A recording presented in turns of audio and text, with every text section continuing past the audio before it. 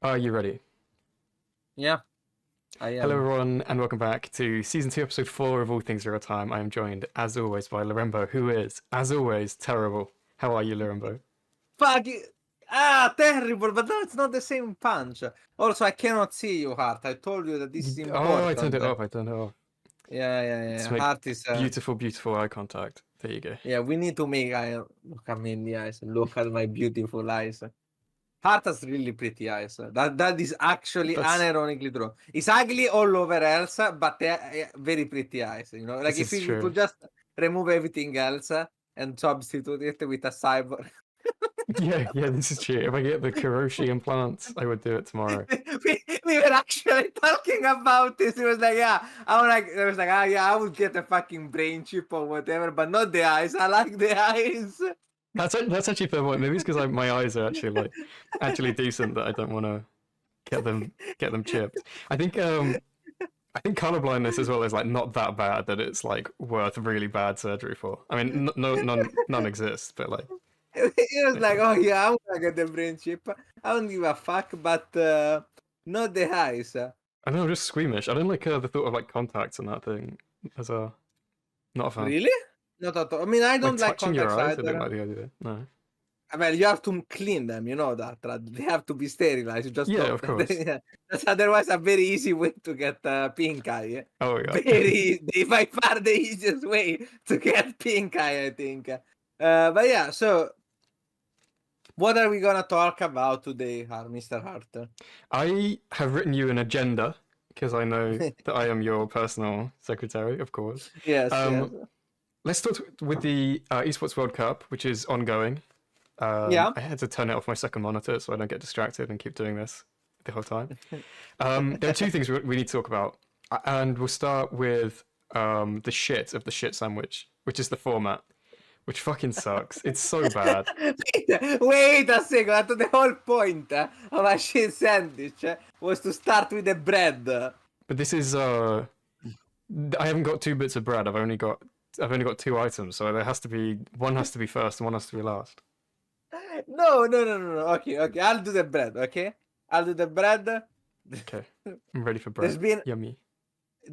a plenty of money on the line, and the matchups are pretty hype. The selection of the players was good, in my opinion. Mm-hmm. There were some odd names here and there, but there were reasons for it. The region locks obviously always has something to do with how this Yeah, tournament. somebody has to be left behind. Like you can never have everyone. You can never have every single good player, but I think the group that we ended up with was hype. Yeah, no, I agree. I agree for sure. I think when you consider like Katowice and how that normally goes, you normally end up with like some deep cuts. So especially when we're considering like the lesser represented regions, like rest of world and Asia, you end up like maybe Probe makes it in, so, someone like that. And it's like it's cool to see them show up, but like realistically, do you want to go Why all you the way? dissing Probe? No. I can say anyone. The person I'm not saying is T-Ball because I like him. Shout out to T-Ball. No! I would love it if T-Ball went to every event. He's a legend. No, but my point being is like, whether it's Probe, whether it's T-Ball, whether it's Risky, whether it's me or Micah, I'm trying to think. Say somebody else from the rest of world region. Iba. Whether it's Eva, who I think legally can't go. Yeah, we can't go yet. So okay. Anyway, yeah, I think you have to pick one or the other, and it's cool when you get like these players that go, but like realistically, they're not gonna achieve that much, and it's cool for them to travel, but it's not. And the other thing I will say is that this is somewhat obvious if you know how the Saudi operates. But as far as I understand from what I've heard of the people who are there, the quality of the event in person is pretty good. Like players are accounted for and I've moved heard the around lounges are correctly. really nice. Yeah. No, I see. No, you would think that this is obvious, Art, but you will be surprised. Yeah, should we name and shame? Do we just say it's a city in Sweden that apparently fucking sucks and everyone hates it? No, I don't name and shame, but let's just say that not every event before, not every big event in StarCraft has always had the proper accommodation or the proper treatment for the players and so on. But there have been sound issues. So it's not only the All Things Real Time problem that has sound issues, it's also the biggest Yes, StarCraft I was 2 about tournament to maybe bring it ever. up. Let's start with the shit, right? I think this is pretty like the organization of the actual event. Actually, one last thing before we go on the shit. Mm-hmm. I No, we have to I save the other good thing for the end. We need more Yeah. bread. No. This is Okay, part of the okay, first thing. okay. I liked the caster choices too. And okay, so But yeah, who's first isn't it off, basically everyone that you would expect? well, Lambo Yeah, was not expected at all. yeah. But I mean, like, it's And all the casters that you would want plus like Lambo. no, it's all no. Well, it wasn't obvious at all, in my opinion. Let me see if I can Okay. find Yeah, it. yeah, get the Like, list up. I won't get the, much. No, but I think you're right. I think having Lambo, and he was like technically down as like a technical analyst or something, but he's done some yeah, casting, which yeah. was cool, and he does a lot of But like the between game kind of commentary. So it's cool to no, see him go. And I think Katz went as well, and Katz hasn't always yeah. gone to Katowice. Cats doesn't always go. State was a Yep. pretty good choice in my opinion. People underestimate State, but I think he's a very good cast. He's also one of the good players there. I know you would have the usual names, but like I feel like the talent choice was good. From Seltzer to like to the Wardy and Kelaris for the desk. And then we had the usual names. We had Tasteless, we had Rotterdam, we had Pig, we had Demo, we had Zombie Grab, who also I really like. But Zombie Mhm. Grab has grown so much. I think Zombie Grab is someone I started with hating her cast and grew up to be a big fan of her. It's like the biggest improvement in casting. But also That some was of a bit of our a big backhanded friends. compliment. I can't lie. You just said you used to be I've al- bad. I'm saying you used to not be a great cast, and now she's a great cast. I would think of it. Some guy's gonna kill me. I would think of it as look how much I've improved. It's not a backhanded compliment because I'm telling her No, now it's that fair. she's good. Yeah, it's fair. You know, so I it would think have been if I most people, yeah, I think most people have the self awareness to be. There's two things. So there's self awareness to be like, no, I've improved, but it's also like if this is your job, you want to always be improving, right? So it's like it's nice when yeah. people are like, oh, you've put a lot of work in, and we recognize that, and you're better now. I think that's a nice thing. I really like Zombie Grab. I hope she doesn't see this or take this the wrong way. It was more like she worked really hard. And I felt like the results really should because at the start I was not big on her, but Yeah. now I'm really big on how she cast. Okay. Cool. That's supposed to be a good thing. It's Listen, you're not. blending into the shit sandwich, so it's kind of it's moving both ways. No, it's fine. No. It was good. It was a nice thing to say. This is revenge for ruining my favorite book. This is revenge. This is a story that one day I will tell. This is not the thing. Also, our good friend, the top 112 in Grandmaster. Can you believe is it? Top there 112? That's real GM. That's right on the limit of real GM. It's Shout out casting the to Hour Extreme Director, Lock. and We love you. Magnat, of course. Yeah, shout out to Magnath isn't Lock. top 112 on the GM ladder in EU, right? Yeah, but shout out to Lock, a very close friend of mine who went there and for some reason, in a panic, just randomly dropped his Grandmaster rank. That was We're only pretty funny. laughing because we need to look up the clip from the Arabic You stream. need to It's see so the funny. clip. It's in English, so you will understand it. And he just says exactly 112 on EU ladder. And it's like, why did you say the 12? It's very specific. He was like, if anyone fact checks me, I'm not getting a Reddit post, but I know what Reddit is like. I'm not getting any weird tweets. No one's saying, he's 100 and 112, not 100, 105. He knew it, he knew it. No, that's really sick. I think there is one notable casting casualty. Someone that didn't go. I'm scared. I have a couple of Lorimbo, names. you haven't casted any of EWC. Oh, You did. You did last year. I thought you were gonna say something quality defense. I thought you were about to say this. Oh no. Yeah, no, I'm not going to say that. Or this. Lorimbo, Yes. you didn't go, and you did before. And I loved your Brood War casting. No. I didn't go. I never went to Riyadh. The only Riyadh thing went to was you. Riyadh went to me. So in the previous edition, they had other language casting, and this year they had the Italian casting somewhat, but I don't know if they got paid or I wasn't chosen for it. There weren't enough spaces and so on. Mm. And that's why I didn't participate. But it's fine because, as I said before, in Italy there are 3 casters that are very well experienced, that casted forever, and then I was chosen because there was a 4th slot. Yeah. Because there were only 2 slots this year, 2 of them were chosen. But I think it's fair. There are casters that cast in Italian way more than me. I've casted mostly in English. It was nice where it lasted. The pay was good. It was decent. The pay for hour wasn't actually like that. It's just nice to get, because, you know, people talk about, you know, ethical consumption under capitalism and all this sort of thing. It's nice to get your hands on some good, clean, controversy-free money. Don't say it. I didn't say anything. Yes, no, let's start the shit. Let's start this shit, okay? This format blows. It really sucks. Showtime just tweeted about it literally 5 minutes ago. Basically, I haven't got the kind of bracket on the prepared to put on the podcast, but go to Wikipedia and look it up. Basically, they played 2 massive groups for the past couple days, and there was all best of 5s. And then if you didn't win there, then you just have to play a best of 3 in the knockout bracket, and then if you lose that, you're done. So it's like you can have a really hard bracket in the groups, you can play really well and hit all of the wrong people, and then you go to the lower bracket and you lose 2 games and you're going home. Feels not great. Well, the biggest problem, I think, so let's explain this properly, because I'm not sure you made it super clear, because it's a bit complicated, because in the groups there is an upper bracket and a lower bracket too. So the 18 people were invited. 2 of them, which from the qualifier, didn't get to play in the group stage at all. They were immediately relegated to what we're gonna call the loser bracket. It's technically called knockout bracket, but the name loser is a better explanation, because everyone who is in that bracket, if they didn't lose, technically they lost in spirit.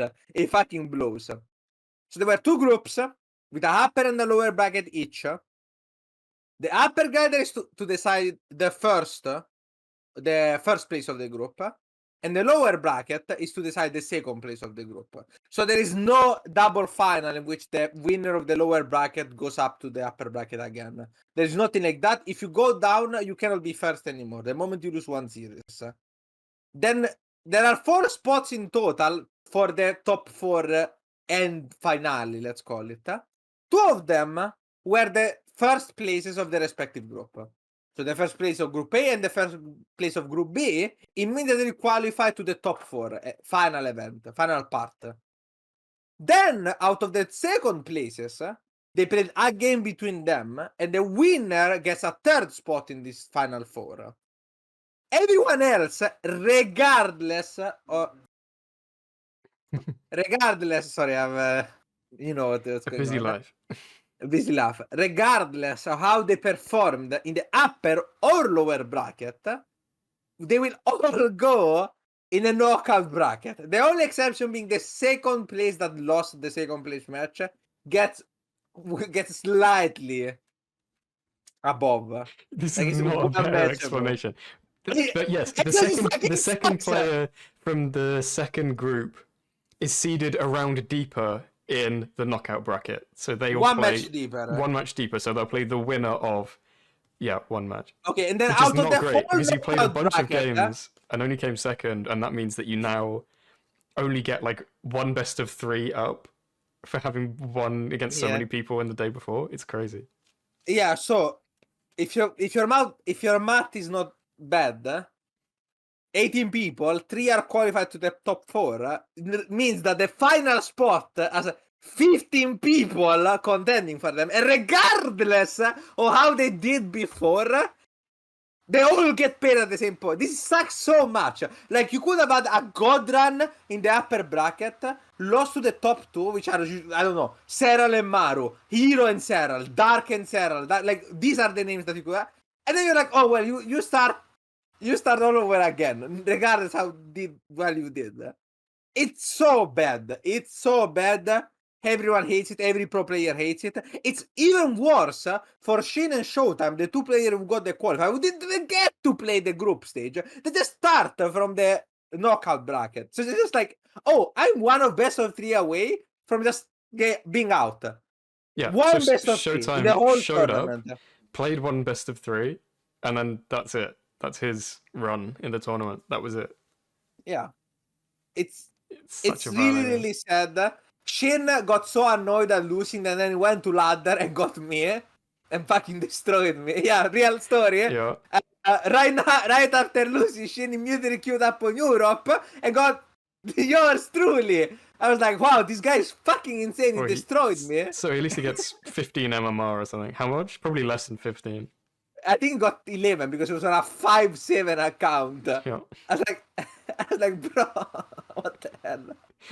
I got so fucking dumb. blasted. I got fucking blasted. I was like, wow, this guy is fucking insane. It's like, really how is he funny. only 5-7? Like when you're already at like a decent level, like top 1-2%, and then you play against someone who's like just that bit better. Like I played against Cham, and I was playing 12 pool drone pool against him playing like a completely standard opener.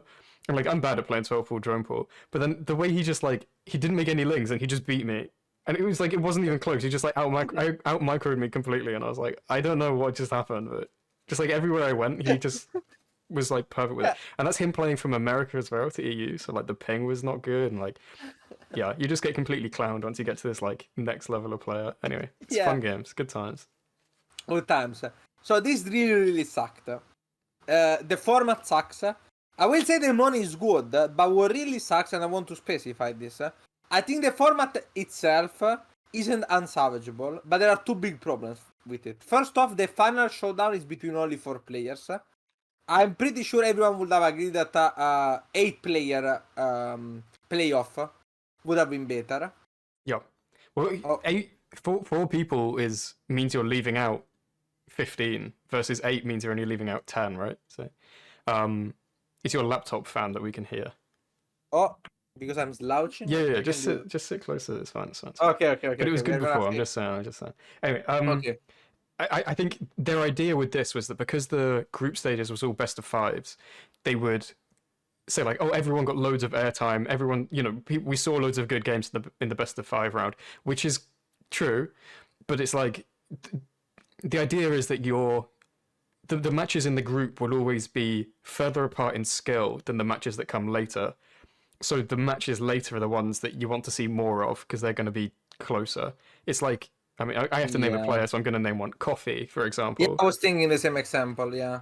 If we, like, okay, we can watch Coffee Maru, sure, but I'd rather watch, like, Hero Maru. That's likely to be a better match, It's, yeah. It is what it is. Yeah, but the thing is, because normally, well, obviously the seeding will always put bad, quote-unquote, bad, as in not so good players against the very top, because that's how seeding works. But especially in a normal group stage, you usually get to see some of the not so top player play against each other, right? So, for example, holy shit, Yeah, I'm gonna have to name drop someone. Let's name drop someone that likes me. Maybe Coffee Astrea could have been a much more interesting matchup. Yep. For example, compared to Coffee Serral. Yep. No, it sounds like I'm calling Astrea bad, but I'm not. We need to talk about people who didn't make it. Astrea is worse than Serral. I will say that. I know this is a strong statement. Do you think the gap between me and Cham is greater than the gap between Astrea and Serral? Yeah, because Astrea is a good player, you're fucking awful. Yeah, that's true. So it's... No, but jokes aside. So I feel like we got robbed of quite a number of interesting matches because of this format. So the first problem is the top 4 versus top 8 problem. The second one, and this is way bigger in my opinion, is that your performance in the group stage didn't matter for the knockout stage. So I would have much preferred a King of the Hill style of tournament where the better you do, Yeah. No, it's exactly what I was going to say to like fix the format. So it's like if you made it further in the group stage, then you should get seeded to like an equivalent place in the knockout bracket. Mm-hmm. So like if you crash out of the group stage really early, then you go right at the start of the knockout, and then so basically, yeah, you shift all the way down. So like the person who, let's say, came third out of the group stage plays against like right at the end of the knockout bracket, not 2 rounds in. Do you know what I mean? Yeah. I think that would make this format work a lot better. And maybe they could be best of fives as well. I feel like. I mean, that's the other problem I wanted to say. This is a bit minor because up to personal preference. Yep. But I will say the choice of best of 3, best of 5, best of 7 was a bit weird. It's really weird that most of the knockout bracket is best of 3s. I understand what they did because they have to play so many games, but that's a result of like the reason why they have to play so many games is because everyone starts at the start. Yeah, and because the if half format of is them bad. were seeded forwards, if half of them were seeded forwards, you would need way less games. I think most people would prefer to play best of 3s in group stage, especially when no one is actually losing out at group stage, and then play best of 5s when it actually really matters versus the other way around. Yeah, but then it would also suck because maybe because there's only one spot in the knockout bracket. Yep. I feel like it should have been 4 spots from the group stage, so first and second per group stage, and then 4 more from the knockout bracket. It would have been much fairer, in my personal opinion. And then you play a standard playoff 8s. You seed in the knockout bracket, so you get less matches there. Yeah.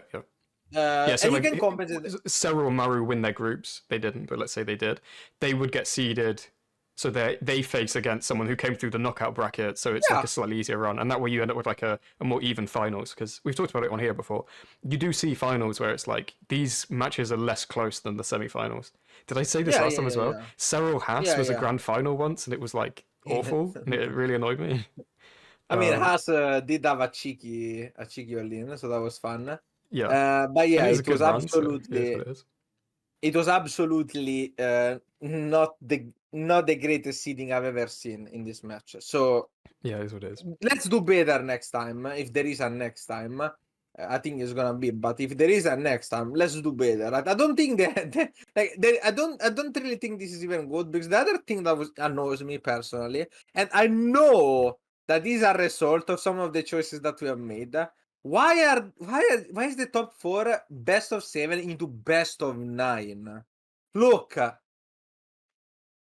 no one wants to play a best of 9. No one wants to watch a best of 9 either.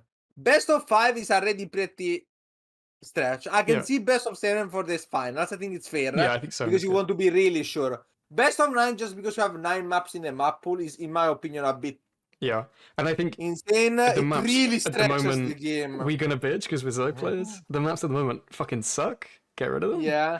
So I think like vetoes only makes it better. Like and I know like, both people get a veto, and you get some veto strategy. And then we just play 7. If the whole purpose of having this map pool, and I know this was the purpose, was to have more eccentric map, a more diverse kind of map where not every map is macro. I think best of 7 is better regardless, because it allows you to have some of the more interesting maps, but vetoing the ones that are not interesting but are just bad, really, really bad. Like there are a couple of maps that are supposed to be gimmicky, but the gimmick is that one race is incredibly favored and has to play a specific way. I can name a couple of examples, but I'm not gonna like go too in depth. But for example, something like Amphion is a really good Zerg map against Protoss, but you have to play an hyper specific build which goes Swarmos from the left side. That doesn't make the game more interesting. It really doesn't. Yeah. Watching Lambo play Swarmos on that map 5 times in a row, each time he gets the map, it's like, oh wow, I wonder what Lambo is gonna do on this map. And that has nothing to do with Lambo being boring. It's like the way the map is done. If there's a good build, and it's like, okay, am I gonna play the good build and take the free money, or am I gonna handicap myself and play like not a great map? What I think is not a great map. In a suboptimal way, just to make the game more sporting, doesn't make much sense. Then you have stuff like Dynasty, where the whole thing is just the whole map is just so gimmicky that it just. I guess it's fun. It can be fun from the viewer, but half of the time it feels like the game are not even enjoyable for me personally. Yeah, because there's so much of the game revolves around the gimmick. There's like, oh wow, every time we play on Dynasty, they like. A couple of builds get rotated again. Oh wow! Every time we play on Dynasty, someone takes the gold base behind with the thing, and the other guy's proxy reactions. I don't know, bro. I am not a big fan of that. But I think if you have 9 maps and you have 3 very standard ones and then 4 weird ones, you just get a choice of 2 of the 4 weird ones that people actually want to play.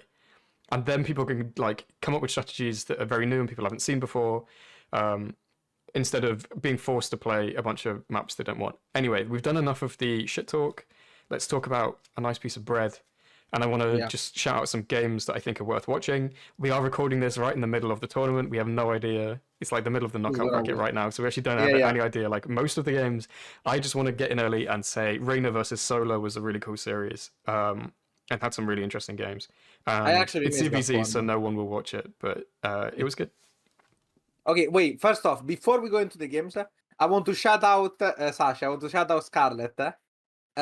Because her stream co-streaming the event has been amazing, and that's actually how I watched everything. Yeah, I didn't watch the official one because I like Sasha's commentary way more. It's way more interesting. It's also a lot of memes and fun. So shout out to Scarlett for making the tournament more enjoyable for me, especially when it's TVT. And like normally you'd never watch it, so like I wonder if tournaments need to think more carefully, and it's something we might have talked about it on here before. The one that I really like is when Double Lift, Sneaky, and Meteos watch OCS games. That's League of Legends for those of you who are cultured. I mean, I think the opposite. I think it's uncultured if you're aware of League. And I think when they are just like chatting, having fun. I mean, we've seen it because Kadral started off co-streaming, went onto the main broadcast, and then went back to co-streaming because he preferred it. It's like there's no. I'm sorry, I just got distracted because there's a ghost behind you because that cupboard just opened by itself. Oh, it's closed by itself. Amazing.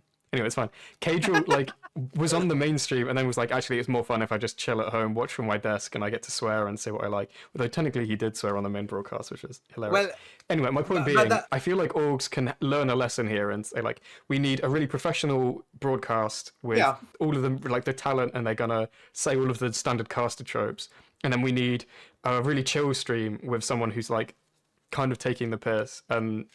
You know, that's what I wanted to say too. So one thing that people have to realize is that there's different caster for everyone, but there's also different casting formats for people. Some people like the official casting. Most good players don't listen to casters. I can tell you, like take grandmaster players of StarCraft. Tell them, do you actually put the casters on? No, they don't. That doesn't mean because that has nothing to do with that the fact that we hate them or we don't like the way they cast or anything like that. It has more to do with the atmosphere, the way official casting is done, the way that a lot of information that is necessary for the general public to understand is very often a bit simplified or we already know it, so it can be a bit annoying to have someone in your ear talking about something that you already understand or know very well, and so on and so forth, right? So that kind of casting is very good for most people, but some people, not even at a high level, not necessarily at a high level, even at always, will also enjoy a more relaxed kind of casting. This is the reason why it was popular casting in stuff like Home Story Cup, or so, because you can swear, you can just take the piss out of the players, you can bring up meme after meme, like go on random tangents, make fun of the players and the chat, you can interact with it.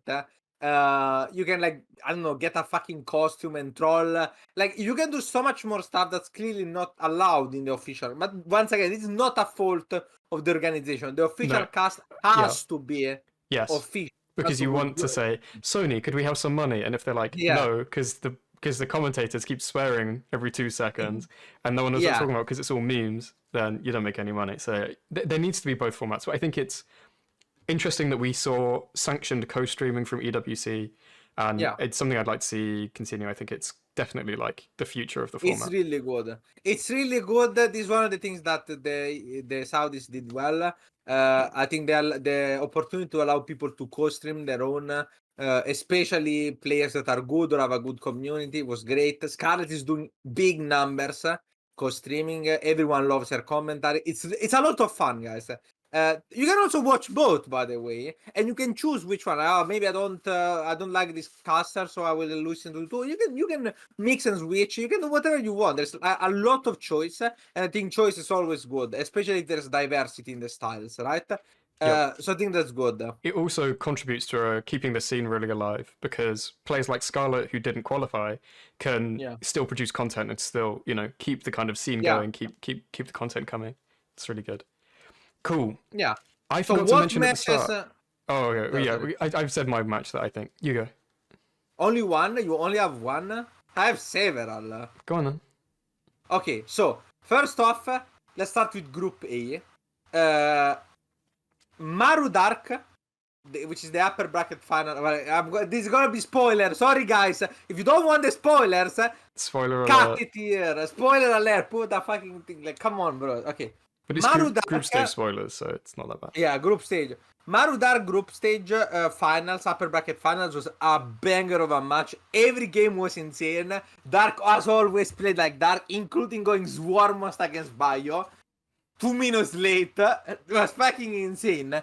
Banger series. Really, really nice series to watch. If you like unconventional TVZ, it was actually a lot of fun.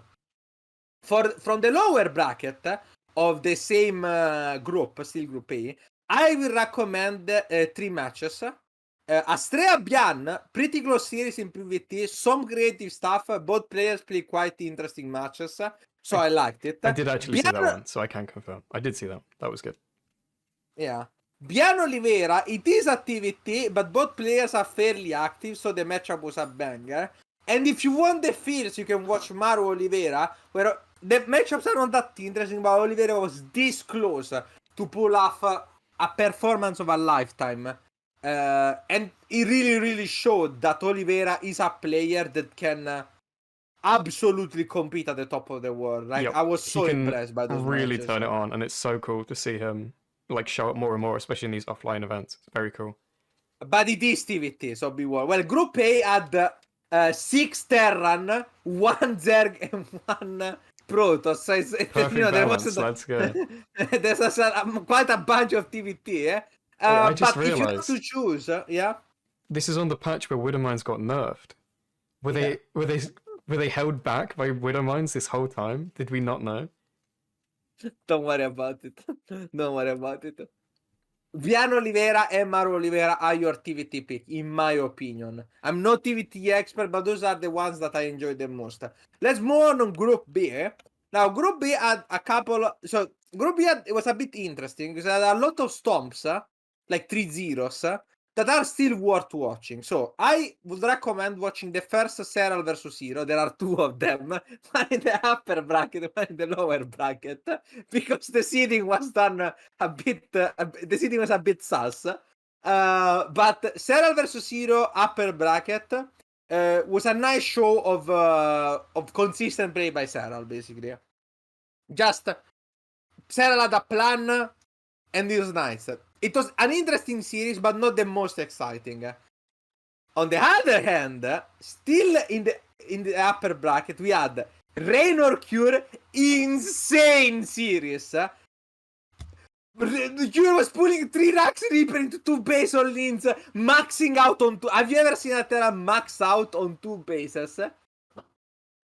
I've seen Cure max out on a 2 base, and this max out on 2 base was still fast out of a 3 Rax Reaper opening, and this max out was still faster than most Diamond and Master players I have seen.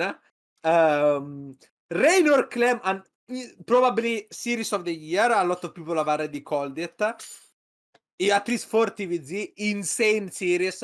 Both players played their minds out. It was very, very cool. And that included also a couple of cheeky builds by Raynor, at least one that I remember. So there's also a bit of variety. Then for the upper bracket final, Serral Clem was an interesting show.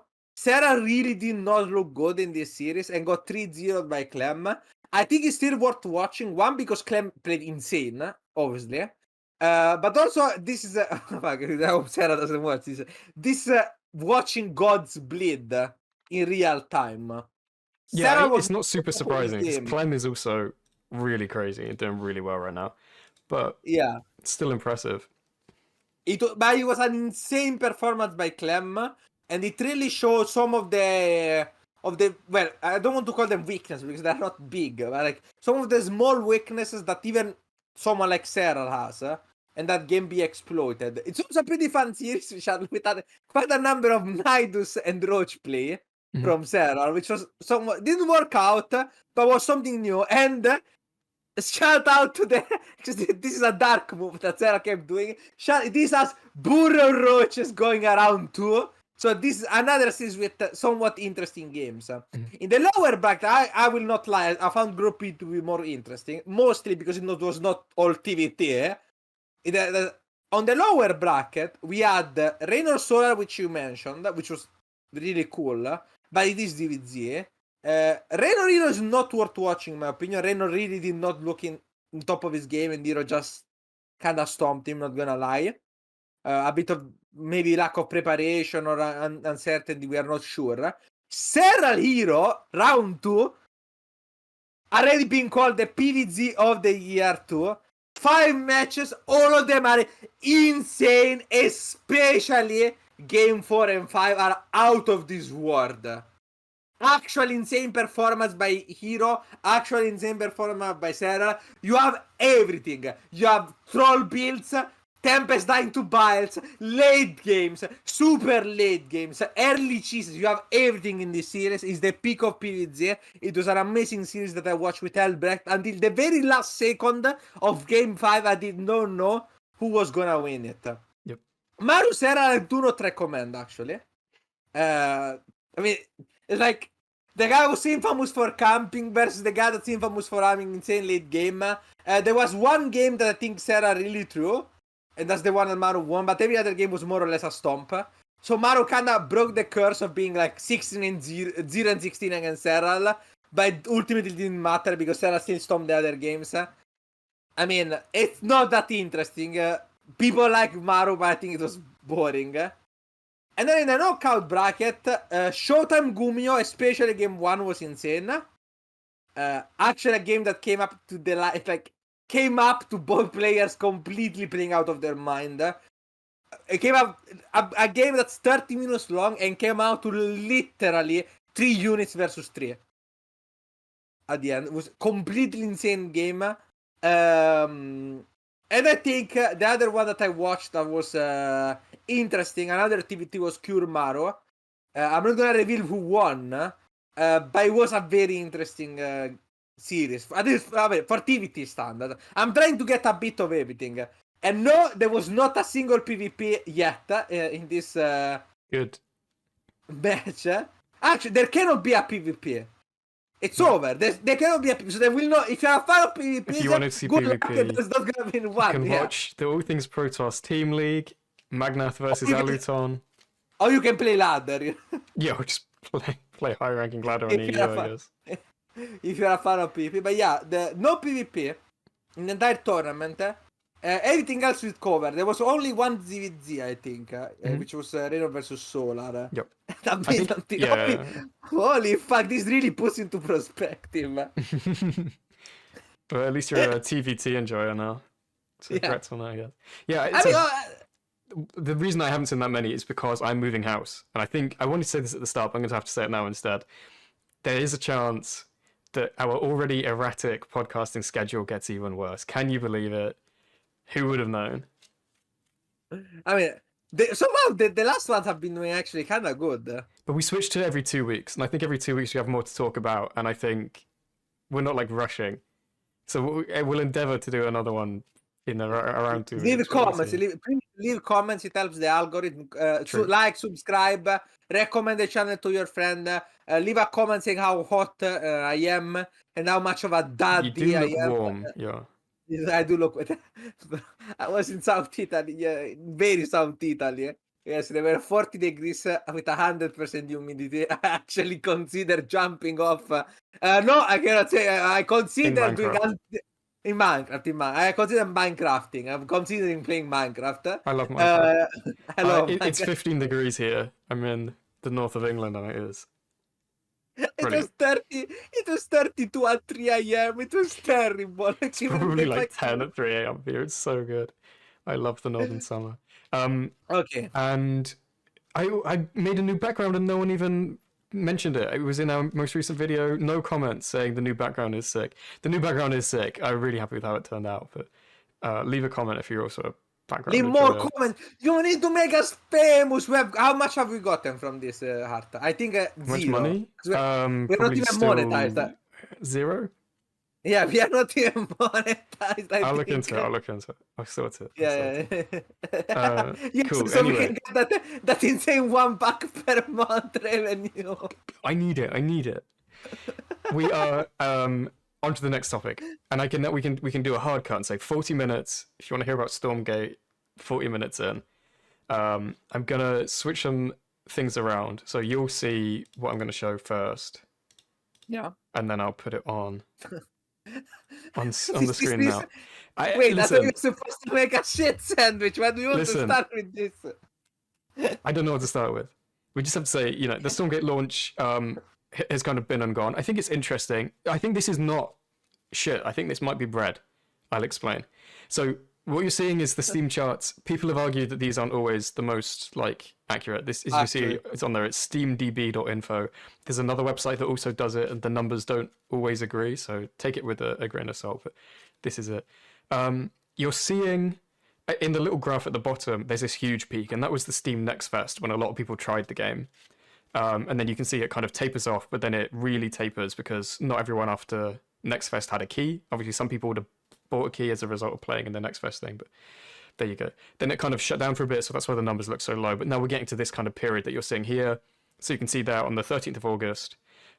This must be in local time, so that's like 7 p.m. on the 13th of August, which is when the game fully went live. And that is the peak that was, you're seeing in the top right there, which was nearly 5,000 people 18 days ago. And we know that this number is a little bit disappointing for them, which is unfortunate.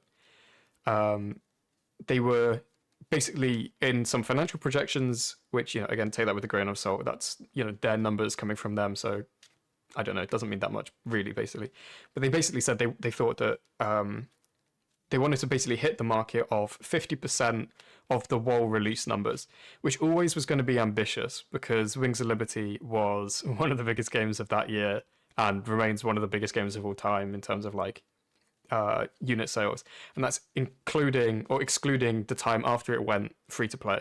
So it's only including sales. It's not including downloads when it was free.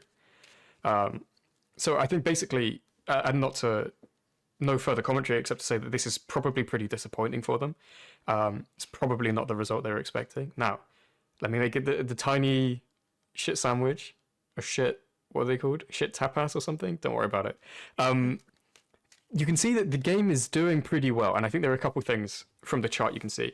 The game has stabilized about 3,000 players. You can see the kind of the wave. The wave you can see all along the graph is because of EU times, and strategy games are just more popular in EU.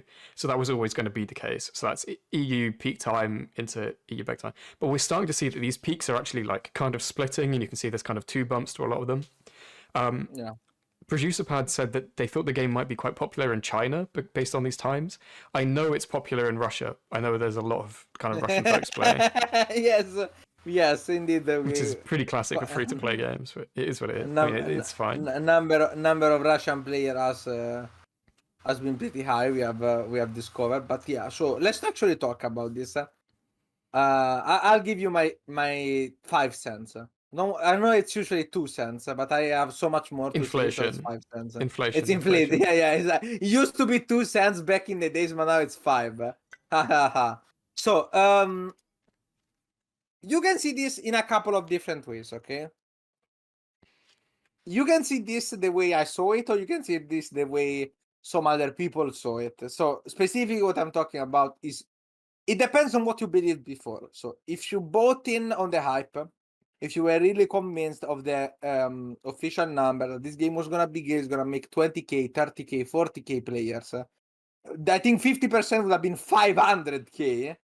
50% of Wings of Liberty, but that one was a very high target. Even if you had more conservative estimation of some tens of K things, I think you're gonna see this as a complete disaster. You're gonna be like, okay, this it's over. I never believed in that number, therefore I wasn't as disappointed because there was nothing to be disappointed about. The game performed worse than expected, but not by as much. And I want to talk about why. So now, like Frost Giant, I'm please please take this with some amount of understanding With love, towards my with peace and love. with peace and love. Okay, I don't think there's any need to lie. I think I know it. I think HaRT knows. I think Frost Giant knows. This launch was definitely underwhelming for what you expected. I don't think this is an insane thing. I don't want to shame you or anything. Let's just state facts, okay? I'm fairly sure this was not what you were hoping for. I think that's fair to say. Now, what is really important is, provided that we fell, we tumbled, we had a problem, a big one even. The launch, as I've tried to say so many times, we said you only get to launch once, regardless of whether you call it early access, full game, and so on. I'm sorry, but that can work on some people to like hype themselves up. But the actual most normal players will just play the game, and if they don't like it, they're maybe gonna give it another try in 3 years. Because that's what I did with Age of Empires 4, for example. So Or even if it's early Cyberpunk, access, or or Cyberpunk, No or Man's No Sky. Man's Sky, Yeah. and so on.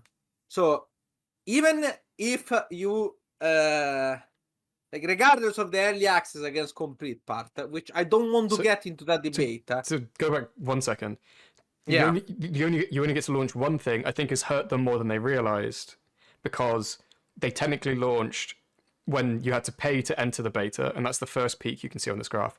But I think because that was their official launch, they missed a lot of the Steam algorithm traction, because I think it didn't come up in the new releases as like a new free-to-play released game, which obviously would get pushed to a lot of people. I think it basically got pushed to loads of people when it was pay to play. Their model has always been free to play, but I think they've missed out on kind of gaming the Steam algorithm a little bit, unfortunately for them. I don't understand how Steam algorithm works, so I I have no cannot idea. comment That's on purely that. speculation, but I think that might have happened. People were saying So that's happened. to be clear, this game had 2 releases: one for the people that were already in or that had bought in on the Kickstarter, and that happened on the 31st or the 30th. I can't remember which one of July. Yep. Late July anyway, like one of the last 2 days. I think 31st, but I Oh might yeah, be I'm wrong. chatting complete shit, aren't I? Yeah, you can Yeah, see on the graph actually the 30th thing. I thought that was Next Fest. That's not Next Fest. no, That's no. That's yeah, the yeah. that's the early That's access the early part. access one. Yeah, so the peak we're looking at is only the free to play peak. Yeah, yeah, you're right. Yeah, I wanted to correct you on that. I was like, okay, let's just chuckle. Let's just not talk about it. You But just let me live with my and delusion. then, I mean, I don't think it matters. Like, if you can find Yeah, the charts yourself, and there is a big peak for Steam Next Fest, so that yeah, was a yep. thing. And then they had a full on. Well, I don't want to call it a full release because it's early, but a complete, a free to play. Let's call it a free to play release, so I don't step on any toes of anyone. Yeah. A free to play release on the 13th of August. Yeah. Which let's talk about it's a kind of a random date. It was a Monday or a Tuesday. It was like, well, you don't drop a game on a Monday. I think it was a Monday, but I think a Friday would have been better in my opinion. But who am I to know? It was a Tuesday. I think they often do this. I think the idea is that you drop it early in the week because then any of the major bugs that are going to affect you will be cleared up by the weekend. I think is the idea. Whereas if you drop it on a Friday, it's like now you have to start calling engineers up and being like, you need to come in because we've got a mad bug for you to fix. And they're like, it's a Sunday, can you leave me alone? So I think that's why they do it, because I've seen it happen quite a few times. But again, it does mean that it's kind of a random date, and it does mean that we're recording this in the middle of Saturday. I'm going to give the game away. Which means that you're dating us again. I thought we were supposed to not date. It's 6 p.m. in the United Kingdom. I'm currently watching Rain or Hero Game 2. We can date this. We can date this insanely well. Exactly. But that means that the peak, there's likely to be kind of a little bit more of a peak as people get off work and check out the game on the weekend, especially because the RTS crowd trend older. But I think basically, usually. Yes, I think basically I mean older as in like 30, not like 70. Anyway, I think basically you can see the peak there was from the let's call it pay to play early access on the 30th, and that was the 5K number. The 13th release only hits about like 4.4K, I want to say, pretty fairly. And I think we're not going to see another similar peak this weekend. I think it would have already happened if that was going to happen. So I think this is basically as good as it gets. I think that's not unfair to say. I mean, it could have like a resurgence. Because and I hope it does, but not for some time. I will point towards the fact that if you look at the graph, the number of players seems to have been. This is one of the good things we can talk about. The number of players does seem to be somewhat consistent. So if nothing else, the game has somewhat stabilized. I will say after the early access, you can see there was a table drop off. Like people were not really on board. So I think there are a couple of things that we can discuss about this. So first off, one thing to look into, because I genuinely don't know what happened there specifically, is the peak of 5K is significantly less than even the number of people that have pledged on Kickstarter and that have gotten a key before. Which means that there must be some people that have a key or Kickstarter and did not want to actually play. The difference is about 10,000. I don't know how how the number is working out, because I think I checked and it was about 15,000 people kickstarted, and then there were only 5K people actually playing. So don't know. Well, you would never ever expect them to be 15K, right? Because maybe I'm playing in the morning, you are playing in the afternoon. Yes, of course. On the same day. Yeah, and you can see that slope on the small bit of the graph at the bottom that I didn't include because I'm an idiot. Yeah. It's there's still lots of people kind of logging in and out, so the difference is quite high. I mean, they have the real numbers. They know how many. I think we fumbled around enough to say, okay, this was not as expected. This is not what they were expecting. This is not what they were hoping for. Now I think it's time to talk about two important things. We can divide this in two more sections. Okay. Why and how do we fix it? If we can fix it. Yeah. I think that's pretty fair, right? Yeah. So I can discuss the why. I'm pretty familiar. Yep. So okay, I'm gonna be as forthcoming as possible. So I'm gonna try to be as neutral as possible and just talk strictly on what I think the problem was, regardless of my opinions on it. All right? I want to make this clear. Because some of the opinions I agree with, some of the other ones I'm not so sure about. Anyway, one of the things that I have to bring up, because I thought this was incredibly important, is I feel like Frost Giant, or everyone really, well, except us, because we talked about at least 3 times on this podcast. So we got told off in the comments for talking about it so much. Good job you and good job me. A lot more people care about the non-1v1 mode than people realize. I don't know why this keeps being something that's kind of ignored or something, but one of the reasons why StarCraft was so successful initially is that they were a game with a complete campaign that was engaging and exciting. It's really good. Yeah, it's really good. It was a really good. Wings of Liberty to this day is, in my opinion, one of the best RTS campaigns ever made. In my opinion, probably the best. Can you think of anyone that's better?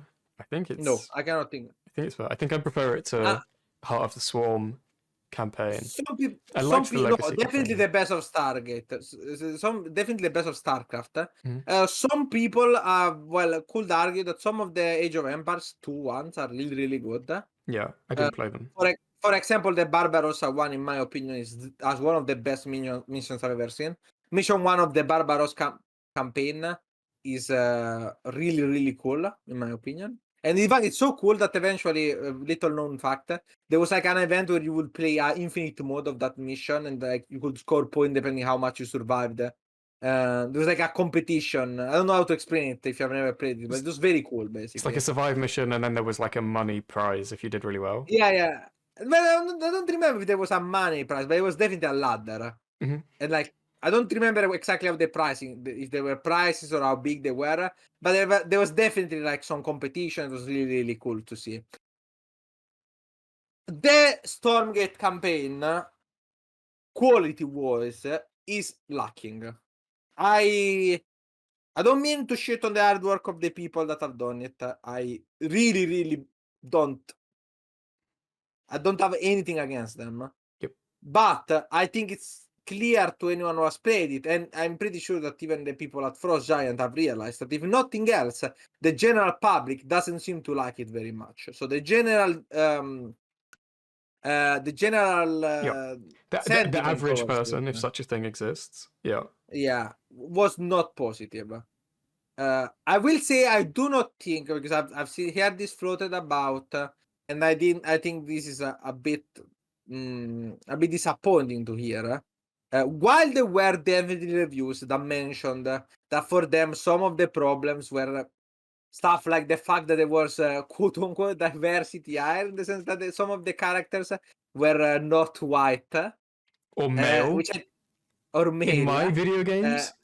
Cut In it out. my video games, a non-white character, I think, of course, those opinions are completely ridiculous and very, very Do you dumb. disavow? Do you disavow? Do you disavow? Yeah, absolutely. If you have those opinions, you are dumb. Our viewership is going to go to 0 because you just disavowed every single one of our fans.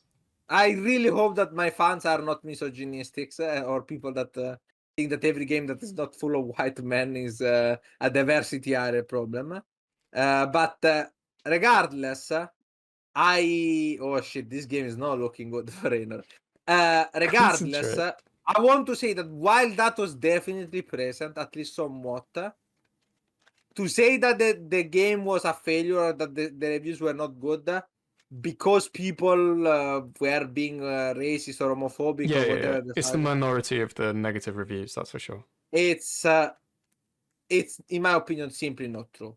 And it's also a bit disingenuous to say that, and it misses the point. It completely misses the point of what was actually wrong with those with that campaign. Mm-hmm. Now, having gotten that out of the way, what was actually wrong with the campaign? So, as I was saying, a good campaign, has a couple of factors. You can identify, I think, 3 of them. The first is the lore, or the story, whatever you want to call it.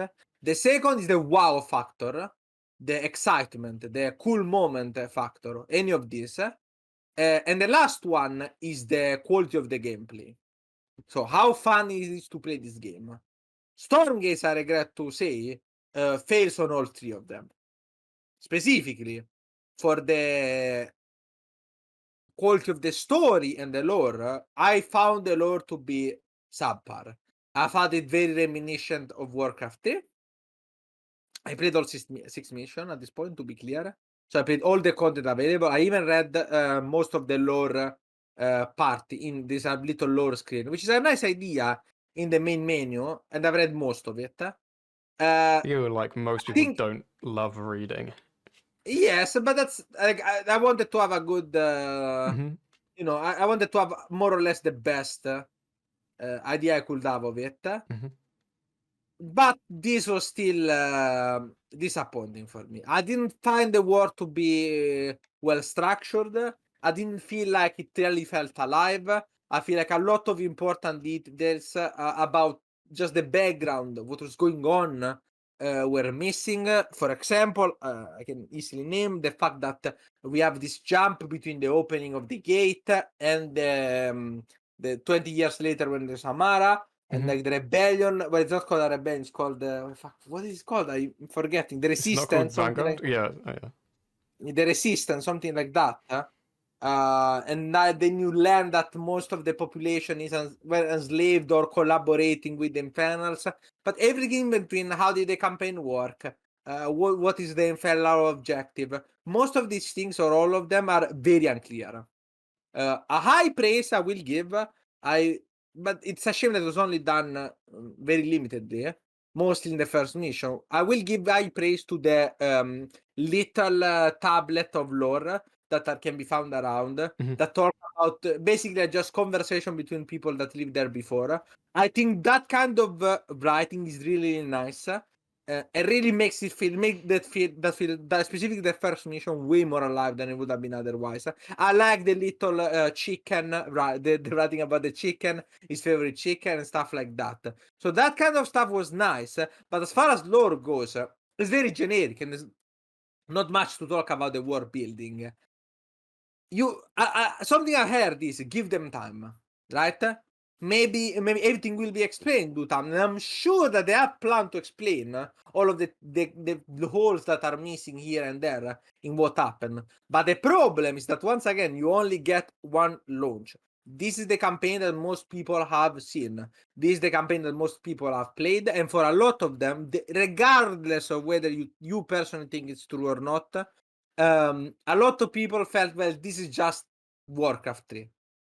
This is just, you have Blockade is basically Uther, you have Amara is basically Altar. It's so that, which did nothing wrong, by the way, just to piss a specific fan of mine off, or let's call it Hate Watcher. So I will say I was a bit disappointed. I was really hoping that the campaign was gonna be good. The wow factor is also missing. A lot of people have complained about the cutscene quality. Yeah, and I think I don't really care. Yeah, but one of the things that got a lot of people into StarCraft is the Tychus suiting up animation with the "Hell, it's about time" slogan, which is like, ubiquitous for StarCraft. Everyone's heard it, and I appreciate that Frost Giant can't invest a huge amount of money into what are really difficult kind of animations to make. So I realized that, that they are kind of up against it in terms of competing with huge studios like Blizzard. But at the same time, I think people were really surprised by the campaign cutscene quality. It's when you look and you see things like non-animated moving mouths and that sort of thing that make you go like, oh, okay, this is very early access. And I think for me, this is the sort of thing that should be pretty doable in Unreal Engine. For me, it was actually something even completely different. The one thing I really liked was actually the camera movement. I hate it so much. I played games where you get tumbled around. I played recently the demo of the Alters, where you land on, you crash on a planet, where you there's a lot of movement screen going shaking on, a lot. Screen shaking, and I've never had something that gave me as much nausea as one of the very first things where Amara just in her bed and she stands up and walks. The camera movement in that was very, very upsetting for my stomach. I'm not kidding. It gave me a headache and an upset stomach. I felt like I was in a plane or a car moving. Now, I know this is a super niche thing. You're like, Lorimbo, who the fuck gives a shit? But I swear, I even commented when I was playing it, is it normal that the camera is moving so much? It's giving me, what do you call it? Motion sickness. Motion sickness, yes. It's giving motion sickness. I don't know why. I don't know if it was the way it was done or the fact that it was very incongruent with what was actually happening. I think it was the incongruency, between what is happening on the screen and the movement. That doesn't, your brain, or my brain at least. But it's because the camera is meant to be like your first person view. So it's like you're watching something happen while you're shaking your head like this so much. Yeah. Like someone is walking. Yeah, and to show this, to show how annoying it is, I will now proceed to shake my camera for the next. So the viewer also gets the experience of the motion. Can save you playing the campaign, or at least watching it. Yeah. Yeah. So this is the other thing I wanted to say is I understand that the budget limitations. Animation is insanely expensive for people who don't know, especially good ones, especially like Blizzard level quality. Yep. But if I can cut them slack on the animation quality, it's like, okay, whatever. I understand that's really hard. Yeah. You need to see the value somewhere else. Yeah, then you have to do the wow factor in someone else. So either the story is good or you make a really, really powerful moment, right? Like, I don't know, Amara getting the blade is incredibly underwhelming. Spoilers, by the way. Sorry. Spoilers, by the way. Spoilers for everything. Look, it takes. I'm gonna go over this in the next session, but it's not insane spoiler. Amara getting the blade could have been a very powerful moment. Instead, it's incredibly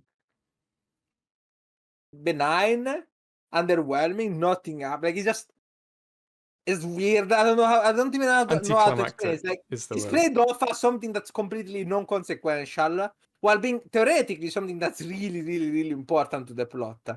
Then there's a huge cutscene instead that is completely useless to the plot, with Malok just talking with his like shadow agent or whatever the hell, while an SCV is spying on them. And he's like supposed to introduce Malok. And outside of the character design, which is people have talked about the big arms and the big head, like the weird body proportion, which I'm honestly not worried about. It's like supposed to be an alien race. I don't really care too much. It's a demon, like yeah, whatever. I don't really care about it. The cutscene itself was also very not wow.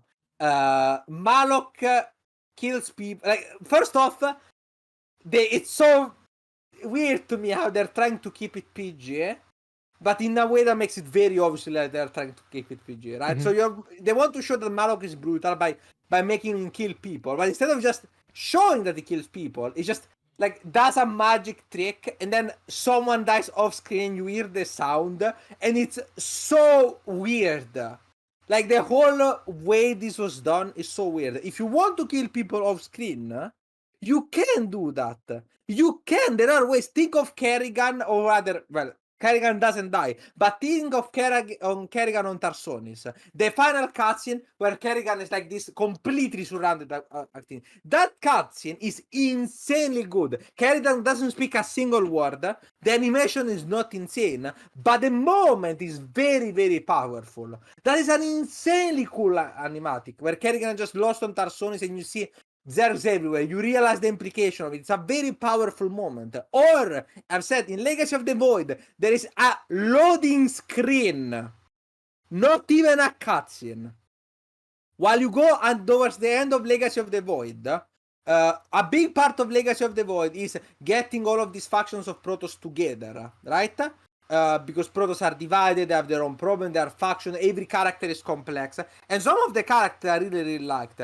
Phoenix got ruined for some people, but I found some of his dialogue to be something interesting. I kind of like Talarak, I kind of like Vorazor. I know that Brood War fan really hate both of those characters, but I found that some of them were at least interesting. There is a loading screen where you see all of the main characters. You're basically, oh, we've got anything, we have to kill the big banner final points. You see all of them on the deck, just watching on the planet. It's insanely cool. It used to be my wallpaper on my PC before I played a single 1v1 game, because for people who don't know, before playing StarCraft 1v1 competitively, I only started that in 2020. I played campaign for 7 years. I bought the game. Enjoyer. Yeah. I played the campaign from 2013 to 2020. So for me, the big part that sold me into StarCraft in the first place was these epic moments. You have to get them somewhere. My favorite was the HOTS opening cinematic, but there's a bit where there's a guy in a Viking, and then he switches it into landed mode, and it gets smacked by an Ultralisk, which looks awesome, but why would the Viking guy ever do that? He's literally in a plane, and then he lands in front of an Ultra and dies. I'm like, sick, well done. What a waste. That is my favorite cinematic. It's so cool. Yes, exactly. Like the opening. There's the one with Kerrigan moving out on the palace on the Meng's palace, moving in the balcony, and just like you see the Zerg swarm. In Wings of Liberty, like for example, Wings of Liberty was the one with the least amount of big cinematic moments.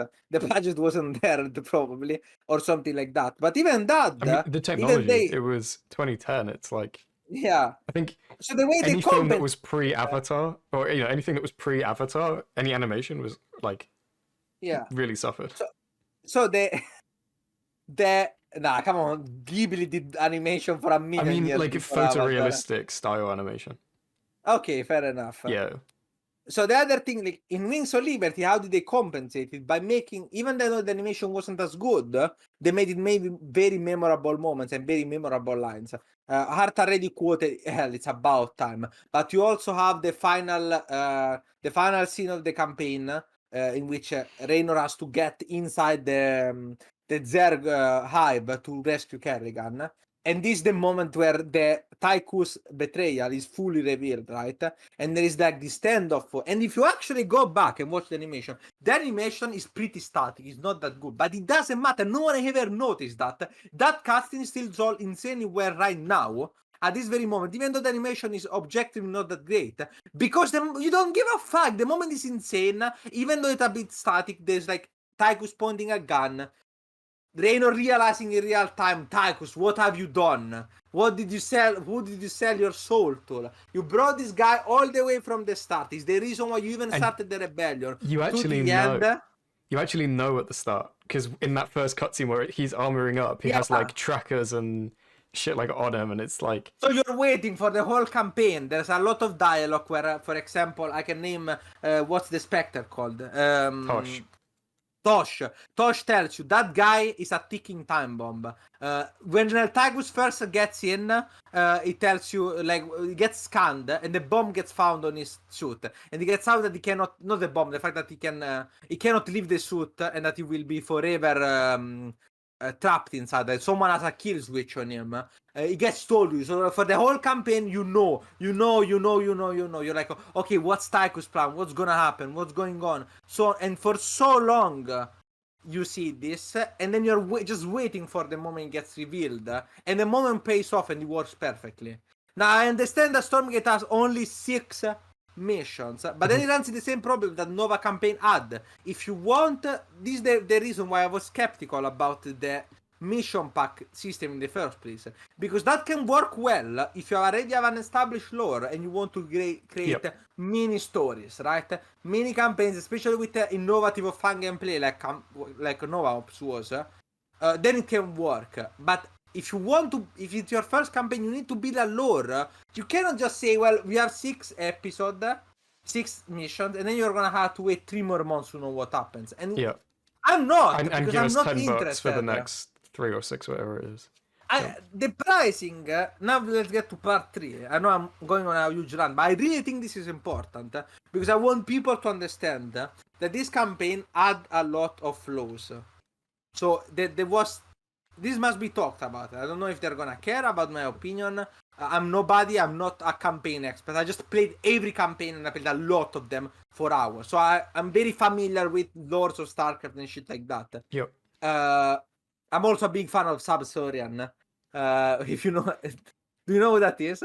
Rings a bell, but I don't know who it is. I was gonna ask. He's the guy that wrote most of the StarCraft wiki. Yeah, he's like an encyclopedic knowledge about the most absurd niche detail. Like knows everything about every part of StarCraft lore. He's the guy who wrote the wiki. Like he made that game show with Giant Grams game, in which like he would correct the questions. Like he was supposed to be the one answering, and then I would say, "I'm the one who wrote the wiki that you're taking this from." Yeah. Like, it was such a powerful line, such a power. Like some Sarah in Giant Grants game video had a more powerful line moment than the whole Stormgate campaign. But the third thing, and this is the one that for some people was not that important, but it was the one that personally affected me the most. How does the campaign play? So, let's be honest. The campaign, especially the first mission, is a significant improvement over the first mission of, for example, Wings of Liberty. Yep. There is more stuff to do. You get introduced to somewhat character. It's a nice tutorial mission. You get introduced to the concept of abilities very slowly. You get introduced to the concept of items to equip on the hero, which is a interesting choice that I do like. For example, I think it brings that's a Warcraft thing, right? Yeah. It was an interesting way. Instead of having, in between mission, you use credits or reserves to buy off powers. You have this like kind of like you can get more Inventory and more powerful items. That you can keep away, and this incentivizes you on choosing which one you want for which mission. It's nice. I like it. It's a nice thing. I don't think it's enough. I think there's gonna be need to expand upon it, but I liked it. I personally thought it was a cool system that once again reminded me of the equipment from Nova Ops, for example, the equipment system. But outside of the first mission being better than, for example, the StarCraft one, I found the other 5 missions to be lacking. First off, they're very short. You can complete the entire campaign.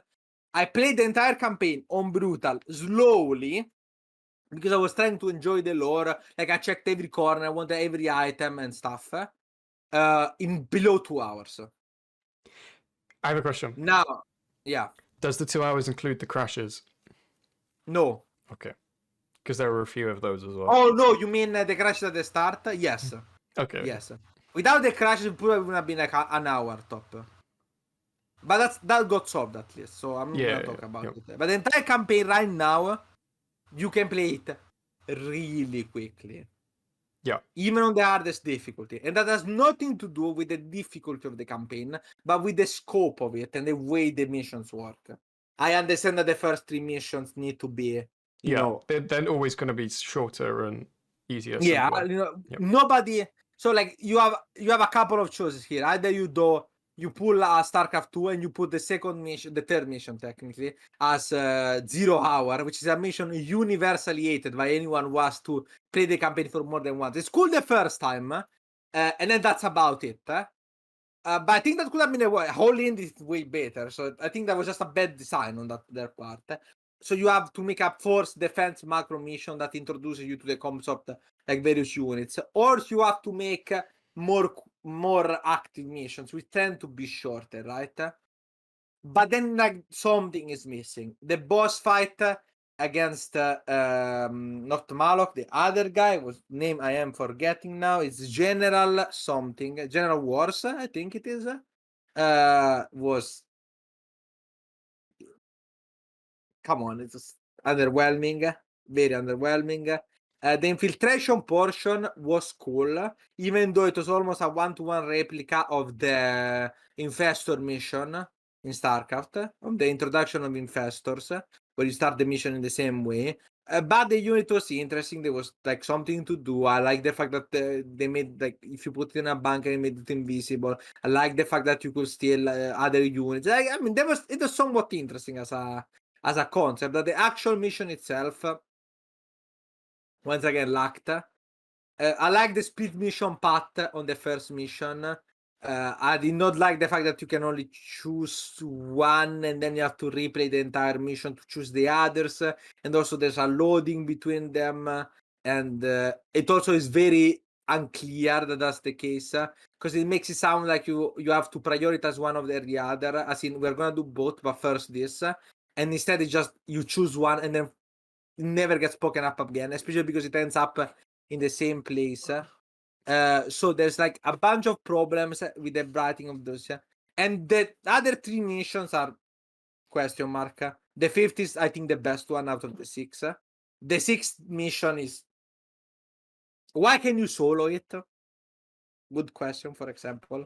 Just weird mission overall. I don't want to spoiler too much, at least on the paid content, because I don't want to ruin it for the people that actually intend to pay it. The price is fine, in my opinion. Actually, unironically fine. It's $10. Look, it's $10 for maybe the 3 missions are what? 45 minutes, half an hour. But maybe you get more content if you replay them. There's no achievements. Difficulties. Yeah. There is no achievements, which another thing that I didn't like was the fact there were no achievement system. That was one of the most important thing of StarCraft coming.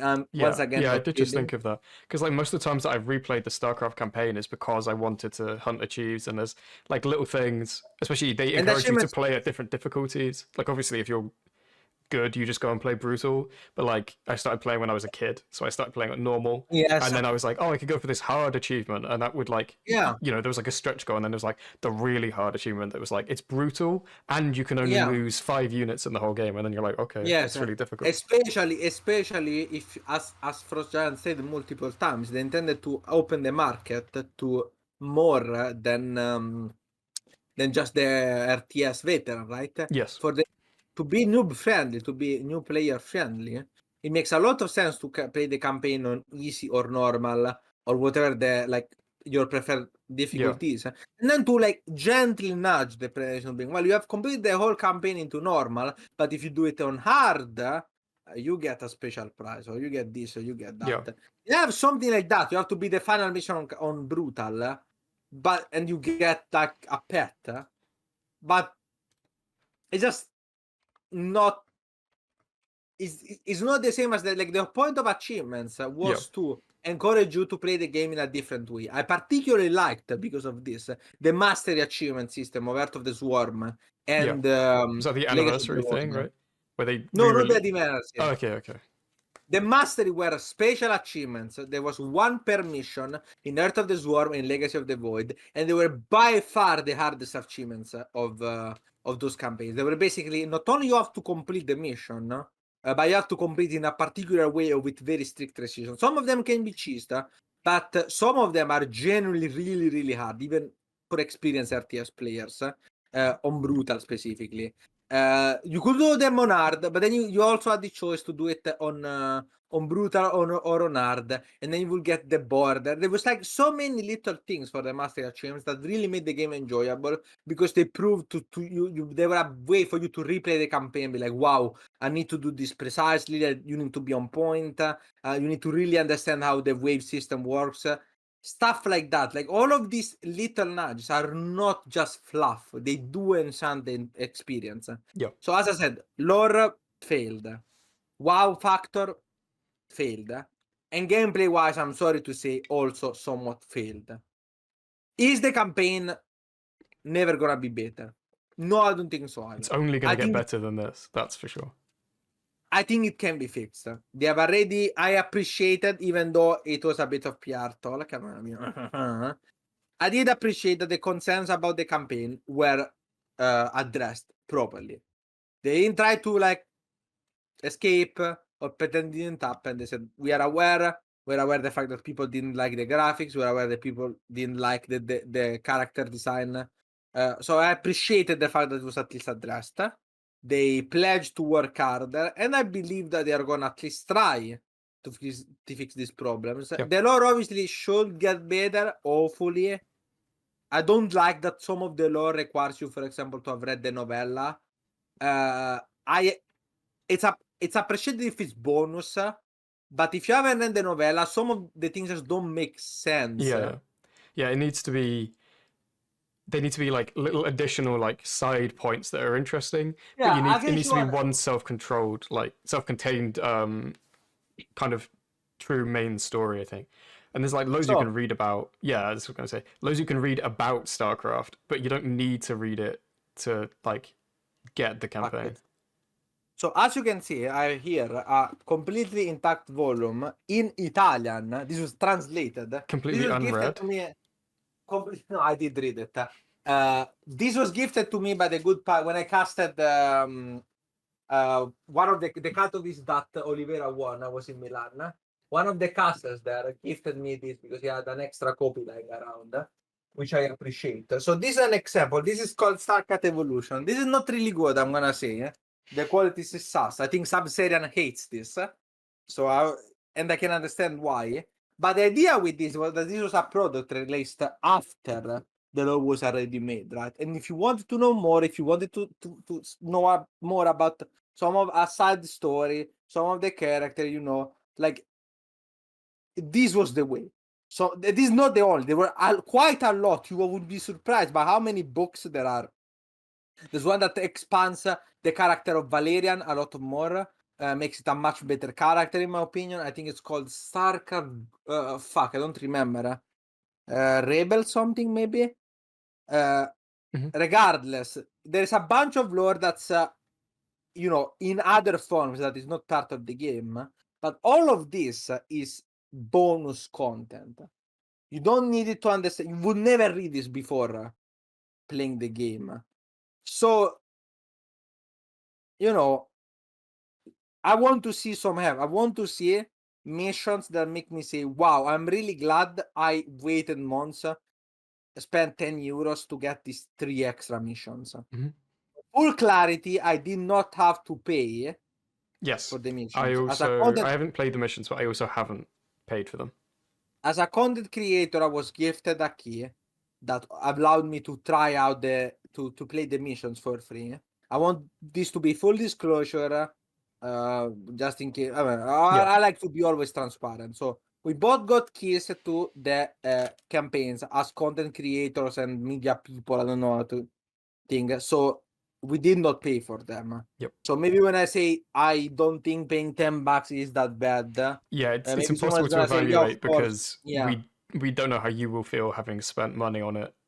Yeah, Because we exactly. I didn't. cannot evaluate that. Yeah. I can say that if I had paid $10, I wouldn't have been terribly disappointed. It would have been slightly disappointed, but not the worst thing ever.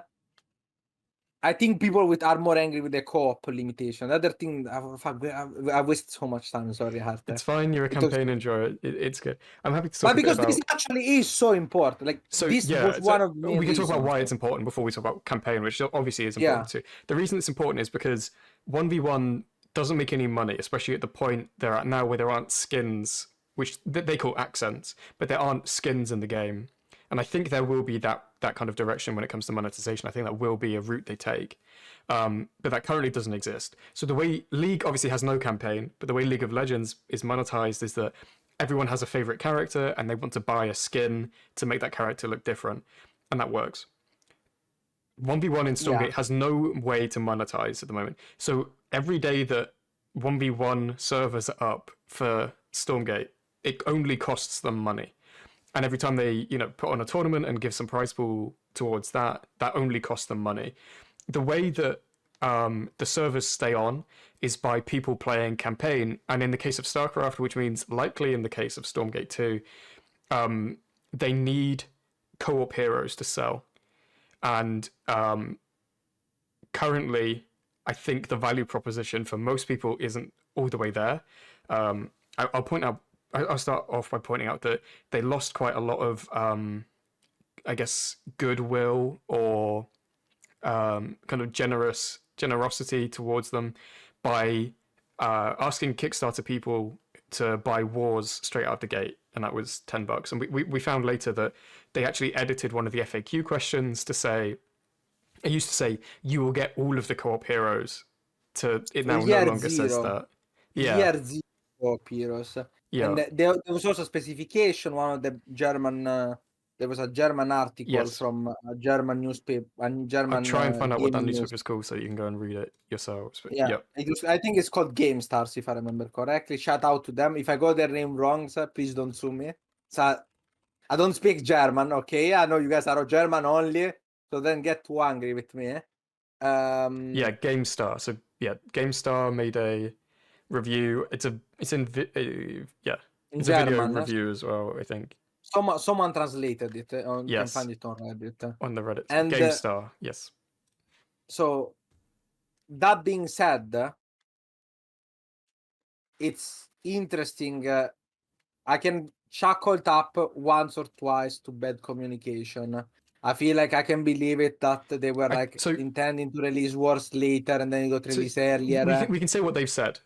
And what they've said is it's impossible now for them to give Wars away because some people have bought it as well as kickstarting, so they can't give it to Kickstarter people because there's no way for them to get their money back to the people who did both. So they're saying the next hero, if you kickstarted, will be free. And I think it was just a mistake, basically, that they didn't have a good mechanism to give it away to the new to the people that kickstarted well. So yeah, they're aware of that issue at least, and they are on their way to rectifying it. But obviously, that to me basically just cost them a little bit of PR. If there's this kind of like reputation meter or something, there's these little things that can just slightly dent it about people's perception of the game, and I think this is one of those things that is affecting them a little bit poorly. And I think co-op, I haven't played much of. I've played more on previous releases. Still doesn't have a huge amount of depth. I think it's only 3 missions, if I remember correctly, on 2 maps. So it's 2 maps, 3 missions, I think. Yeah, so it's like StarCraft. I don't know how many it has, but I think it must be like easily 7 or 8, probably. And that, on constant rotation, where you get a random map each time, and it's going to take you, let's say, like 40 minutes quite easily for some of those missions. you can see why people are keen to invest in the heroes. There's also like prestige stuff and all sorts in the heroes in StarCraft. So you can kind of see where that value starts to come in and why people actually are really big fans of the StarCraft co-op and start, and do give it money. I will point out, because some people have missed, you can play all of the heroes to level 5, the same as in StarCraft. And some Yeah. people, like I saw some Reddit posts about people complaining about it. I think there was a bug where you could only play the tutorial and it No, wouldn't it's let you not a select bug. other It's things. intended. No, it's not a bug. It's just that the tutorial was made for blockade Is that only. right? But there's, I think Uh, I think at lower difficulties you couldn't select other things because it's in the yeah, patch it notes was a that they bit. fixed that. Yeah, It was a bit buggy. yeah. It's yeah, it's definitely a bit sketchy the way they did it, in the sense that I think they could have prepared, they could have mentioned the way to work way better. Also, I have played the campaign, the co-op too, a limited amount, just 4 or 5 games. Well, I always say this, it was the same for me for StarCraft, so I'm not an expert. I always find co-op to be very repetitive and boring. But this one felt, because of the lack of options, particularly repetitive and boring from what I can say. It's a bit annoying. The missions are whatever. The like the mutation stuff, for example, can be interesting, but some of them are like so imbalanced and make the game worse. So you're like, oh, this mutation just makes the game slightly harder. This other one makes it insane. Very often it's not even clear how the mutations interact if you want to play at a very hard difficulty. Yeah, It's just not polished, basically. That's the best thing I yeah, can like. yeah, yeah. Also, there are a bunch of problems with lag. The game being poorly optimized is another problem. I meet and go above all the recommended stats for my PC. I have the 8 cores, I have the 16 gigas of RAM, and I have a 3060. I think the recommended is a 2060. It's probably a mobile 3060, but I think Yeah, I do have the laptop 3060, but a mobile but I think 3060 that's is still probably better better than than. a 2060. It's, Yep. it's not even close. It's still better than 2060 normal. I'm fairly sure about this. Yeah, I don't. And the Now you game mention it, still. I don't think I've checked the recommended, but my PC also struggles and always has. Yeah. And it's like you say, bit There, of a lack of polish. the reason why this matter is because, once again, if you want to complete the campaign and you have a PC on the medium land, for example, you're going to be forced to play it on the lowest settings, and that makes it look worse. So if already the graphic is a problem for you, certainly the graphic on lowest setting is going to be even worse. I think that's a very obvious thing, Yeah, right? So the optimization also played. It's one thing. The game on Ultra, for example, doesn't even look that bad.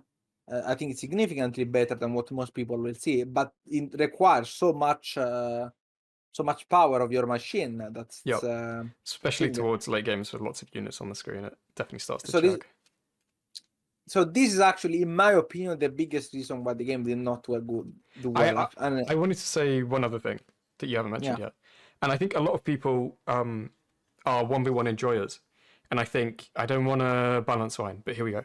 I think a lot of people are hopping onto 1v1 and finding the game to be imbalanced to the point of implayability, where we're at a really weird state right now at 6:45 on a Saturday in August, where we're at this very weird kind of stalemate where Vanguard is very favored against Infernal, if you're at all competent. This is Infernal seems reasonably favored against Celestial, and Celestial is incredibly favored against Vanguard. And Lorimbo, tell me if I'm wrong.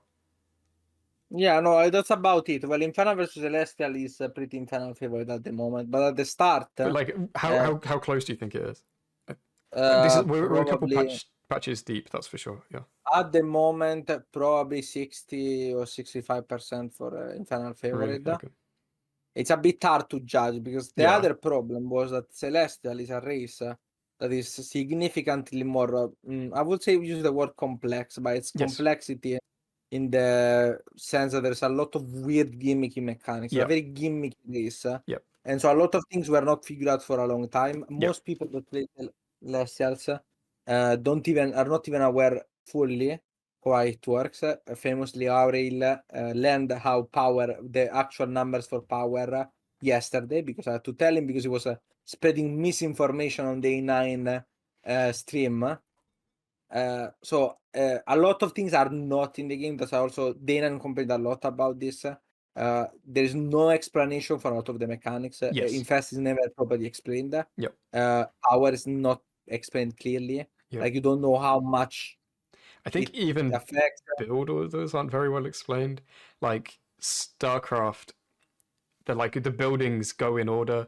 So it's like make a supply depot. So there are some times, especially when you're playing on a new account. Obviously, I only have one account. Obviously, who has more than one account? And you'll play against someone who is obviously very new because they made a supply depot at the start of the game. It's like, you don't need to. It's not how it works. But like these things are kind of, they take time to learn, and I think a lot of people want to get into the game and very quickly evaluate whether this is going to be something worth learning and is going to be fun to learn, or I just got moved by something I don't have any concept of, and this isn't interesting to me and isn't fun. And this is, to me, what drives a lot of the player attention, which is why we see the graph that we see. Well, the first problem was, and this is especially noticeable with the first pick, right? The one from the 30th or the 31st. I still don't remember. That one was particularly bad because how prevalent, how oppressive it was. I'm of course talking about Argent rushes and core rushes. Yes, core rushes especially. My fear happened. Some of the problematic interactions were not fixed in time. Yep. They did fix it mostly now, but this obviously brought Celeste into a place of it was. And then the vector rushes happened. And unfortunately, like, the race being so gimmicky, it makes it very, very hard to balance. It's like if the first game you played in StarCraft was against a cannon rush, you'd be like, the fuck, this seems crazy. But then imagine every game you play against that race for your first 10 games against that race are all cannon rushes. You'd be like, is this all they can do? Is this just what it is? And it's even worse because it's stronger and easier to execute than cannon rush. No, absolutely. Like, I think that's fair. On certain maps, it was legitimately they would just go across the map at the start on Juggle Mode and just you just couldn't do anything. Not even the best players in the world. It's just like, this is just not playable. And we don't want to balance mine too much. I think there's probably another video coming as soon as more patches drop and we can talk more about it. There's been a patch, and that, like you said, has addressed some things, but they're definitely kind of aware of it and working on it, and they have better stats than anyone does. So, we'll see kind of what they come up with. But my point is just broadly that that the game needs to hold people's interest in a sustainable way. And I think from the chart, it's holding better than I thought. And the other thing I think I didn't mention yet, but I think is interesting from the chart is that because we haven't seen a second peak on the 13th when free-to-play went live, most people who were interested in the game already had access, and that's either from Kickstarter or they did Twitch drops to get in a little bit early, I think. And then some streamers were giving keys away. So I think basically because we saw one really big peak and then a smaller second peak, a lot of people have already, the people with the strongest kind of desire have already been into the game and seen. But what that means is that there's quite a large casual market that they haven't quite hit yet. And I think they probably can, because we have the same numbers from the same website for the Age of Empires games. Is that it? What else am I missing? Age of Mythology, I guess. Age of Mythology. We know rough StarCraft numbers, so like we know that these people are out there, and they just need some convincing to download and try the game, I think. Yeah, like as I said, the game is incomplete and very unpolished. There are a lot of problems, in the 1v1, in the campaign, in the co-op, but I don't think it's hopeless. That's what I wanted to say. No, I think that's a really fair headline. A lot of people are like, okay, the reviews have been terrible, and a lot of people have hated the game and said so themselves. But the game is free, so just just try it, you know? Yeah, yeah. There is a lot of people have had fun, especially because the game is fresh. I will say there is quite a decent amount of content in the one department, Mhm. in the sense that there's a lot of units. There's quite a number of things that you can do with the creeps. The complexity is there, at least. At the very least, I feel like a certain amount of complexity. We have up to tier 3, so we at least have more units that we can play with that are different. There is a lot of upgrades in the game. So there is stuff that is fun and you can play around with. Yeah, for sure. It's just keep in mind that a lot of it will need to be refinished, polished, changed over and over and over again if you want to get a game is that quality. Will Frost Giant be able to do it over the long term? Sorry. Okay, I had one balance change that I wanted to run past you. And then your question segues nicely into the next topic. Do you think, I've been thinking about this, I think a timer on when camps spawn at the start of the game so that they're staggered. This was discussed plenty. Not with me. You're going to have to discuss it with me. Okay. I think would change the game in a really interesting way. I think it stops a lot of the snowball mechanics, especially around Infest and that sort of thing. I think it's interesting in that it drives early game interactions between players that aren't just like two players avoiding each other. I'm thinking Zero Space, where there are only ever 3 points and they open it all at the same time. If you had only 3 camps on the map, how you choose to play around that would be really interesting. Those are two different things. So you're talking about having 3 camps or having camps being locked for a certain period of time at the start? I'm saying at the start of the game there are only 3 maps, and then as the game goes on, 3 camps, and then as the game goes on, you might unlock resource camps, and there'll be 2 resource camps that you could take later, and they would just stagger them later. Yeah. The problem with this is that, well, obviously this heavily depends on specifically which camp, where on which maps, on the actual implementation. The reason why this is basically a bit of a naive solution. Why? First off, one of the reasons why the camps were changed to be like they are currently in the first place is because a lot of people were complaining, and rightly so in my opinion, so that the early game of Stormgate is extremely slow. Mm-hmm. So this camp change was one of the things that we wanted to address, was to encourage fast expansions, fast tech up. It wanted to encourage. So it's some people just the ghost is back. They just wanted to encourage more active development on the map, more active actions on the map, more aggressive expansion that was required by the people who didn't like the previous iteration, right? So if you move that away, you kind of fall into the previous problem, where either you have the camps that are so important that they basically give you a free expansion because they are still very impactful. At that point, it just becomes even worse. Just like, I have to get the you'll start just like proxying in the middle to try and get the camps. Yeah, and that's what we had at one point. Or you get the other alternative where nobody gives a fuck about camps. Nobody ever does anything with camps. They just don't care, don't wish to care. They're just like, we just gonna go in the mid game, and then in the mid game, the one who has the advantage is gonna take all of the camps. So this might even develop in stuff like, I'm gonna go for a timing at 3 minutes because at 4 minutes all the camp are. So even I have to keep impressed. My opponent is forced to have more production, more tech, more everything. I keep it home with any way that's more aggressive, and then I get all of the camps, which I already have. But at least now everyone has to contest the camp from the start, always, no matter what. So it's somewhat more consistent. So that's kind of the problem. The other problem is the buffs of the camps have very inconsistent value over time. So if you unlock them later, they'll be higher because level of the leveling system. Yeah, because of the leveling system, right? But then if the higher level, like, what do you want? Is the health camp really useful later on? It might be. Is the speed camp very useful? It might be. Is the energy camp very useful if unlocked later? Not really. Is the like how would you approach, for example, the siege camp? The siege camp, you could just put it later on, it wouldn't change anything, for example, because it cannot be taken early.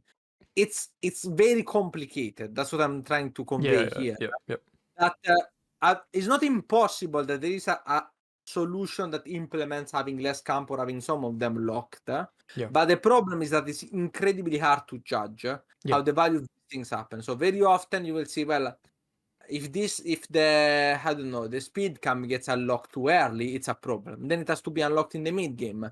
But in the mid game, it's only a problem for the aggressor. So you get stuff like, oh, now a mid game time EXO is even stronger because you cannot contest the early game. There is no speed camp, so you cannot slow it down or stop it. And then the guy just takes, once he has control of the map, he takes it and just.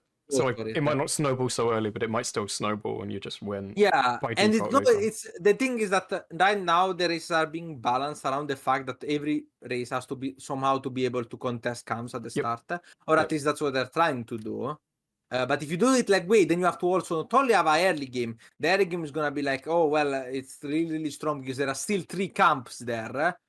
But then you also have like, well, in the mid game, then if the I don't know, for example, Banger is really strong in the mid game, they just get every camp and are insanely ahead. So a 2-base camp only, a 2-base Vanguard is not only very hard. It's going to be stronger than it was previously. I think so. This is not impossible, but then this would tap into so many other areas of problems, like how do you divide aggression in the first place?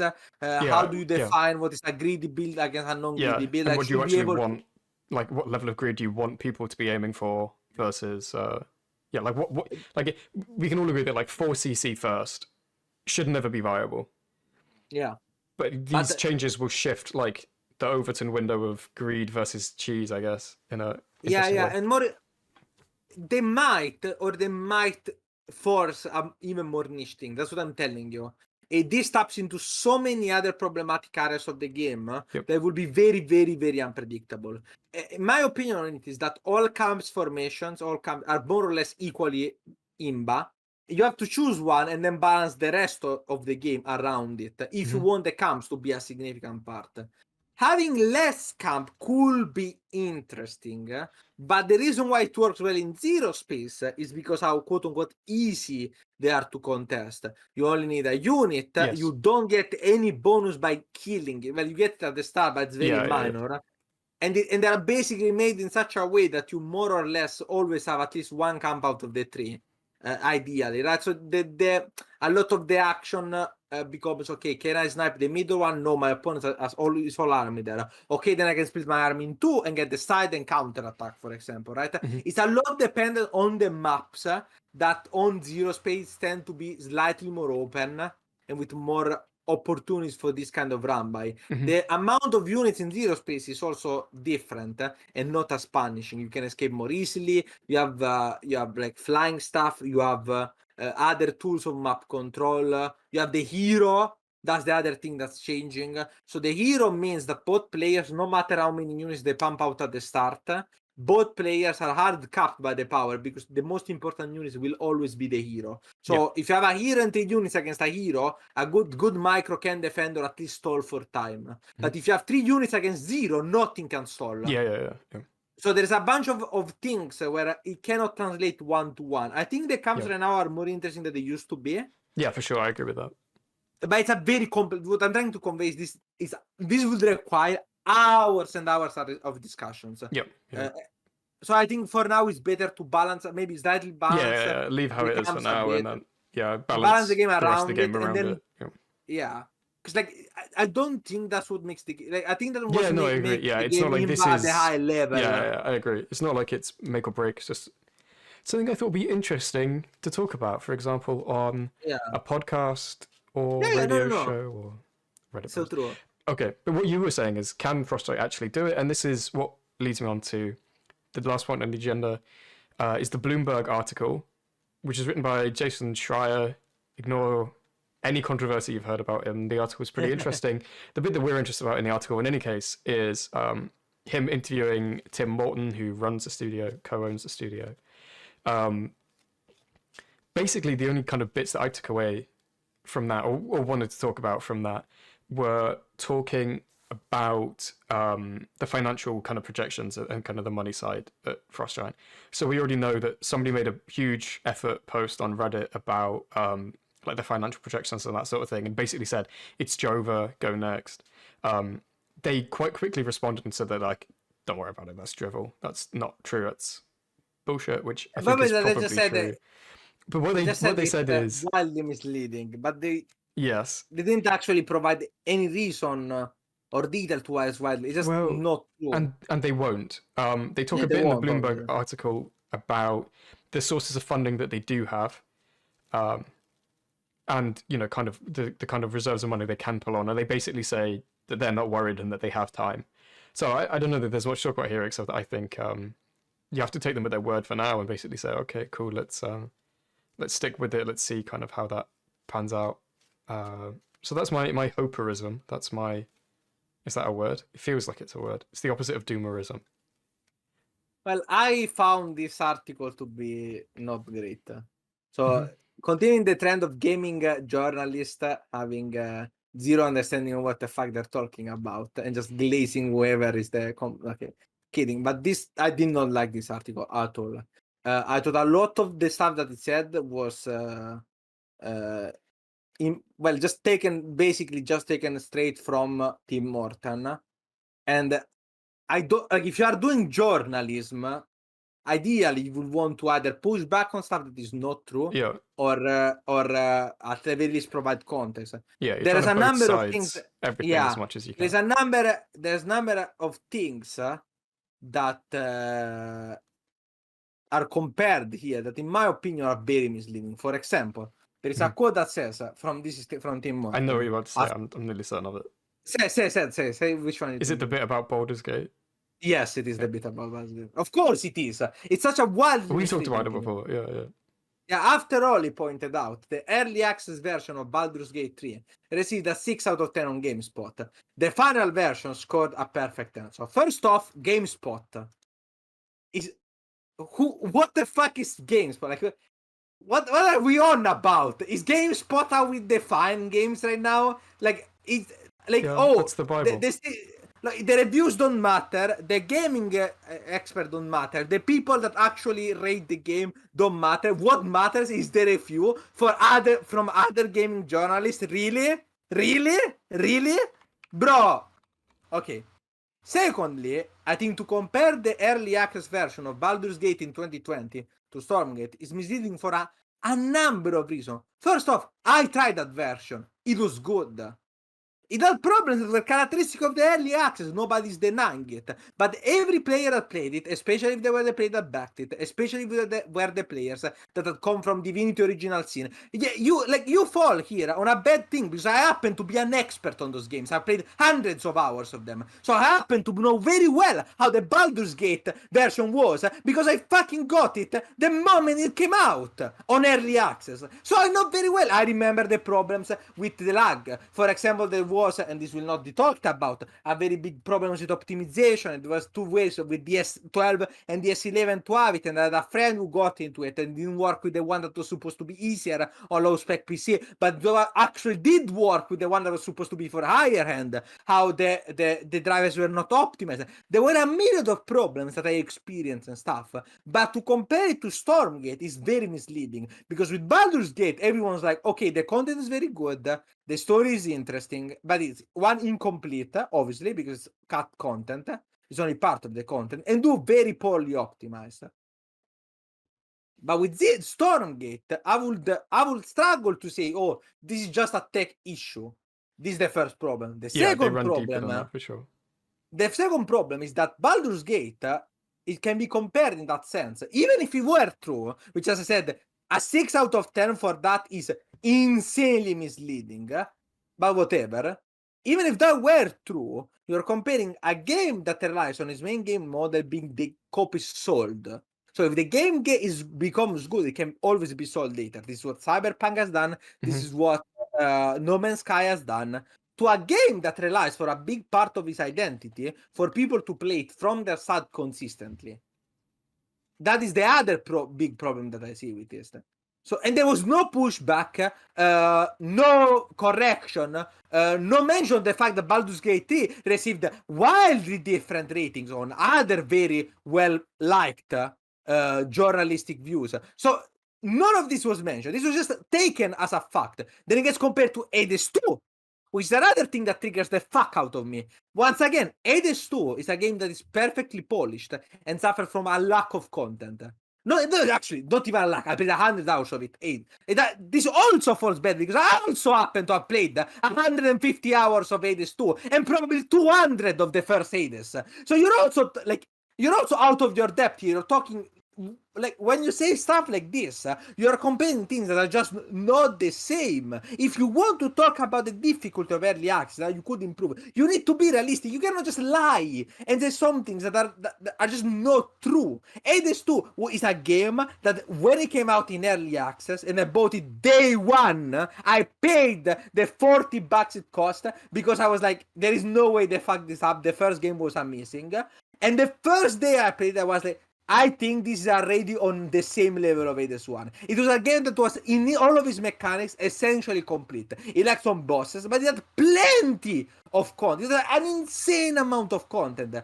To just put it that say, oh, some games that enter early access, such as the recently released Hades 2, tend to feel more polished and complete, is the understatement of the century.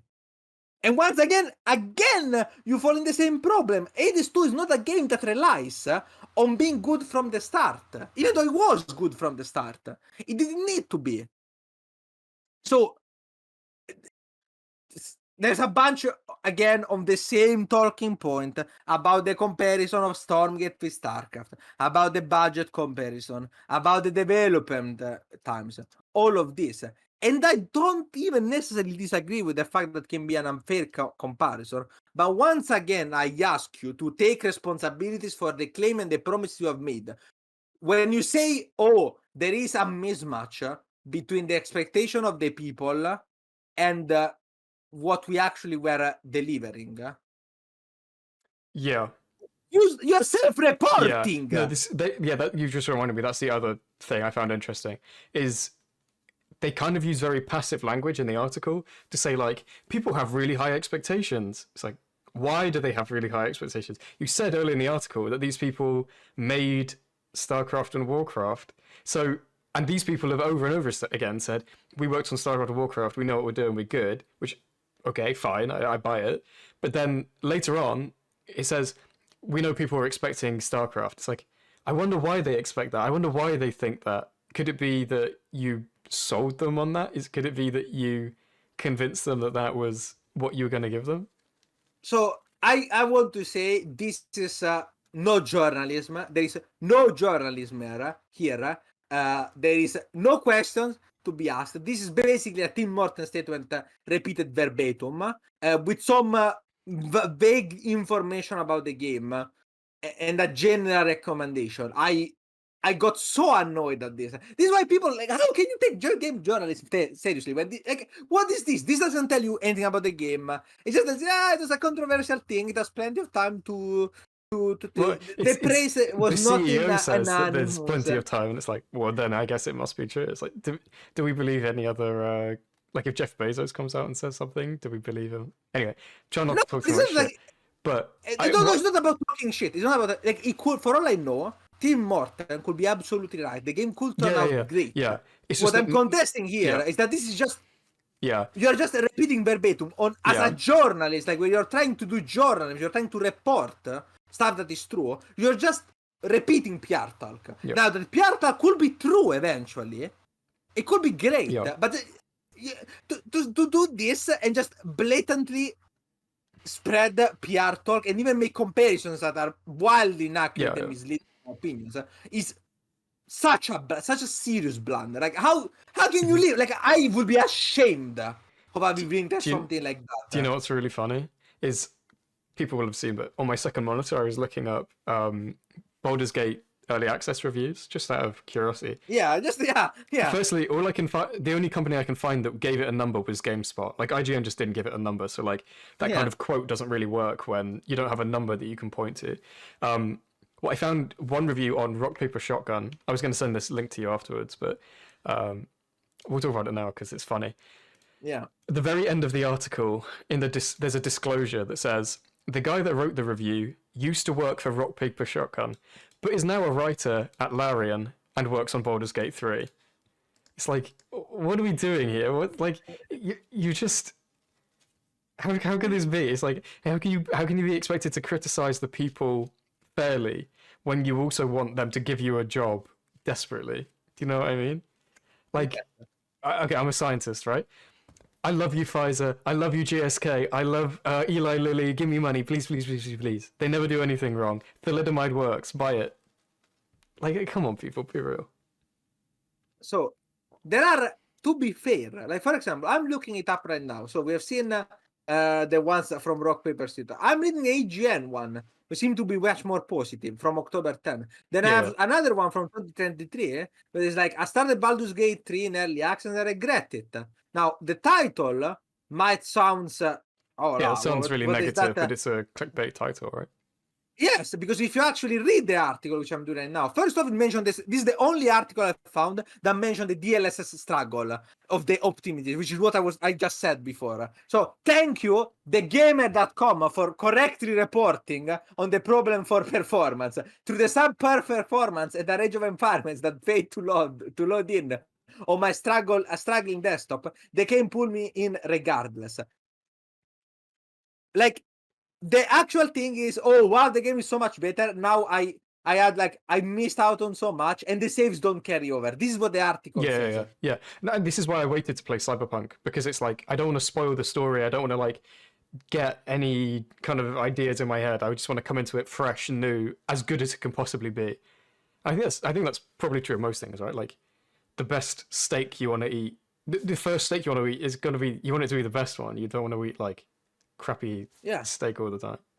Now, there are definitely reviews that were really bad.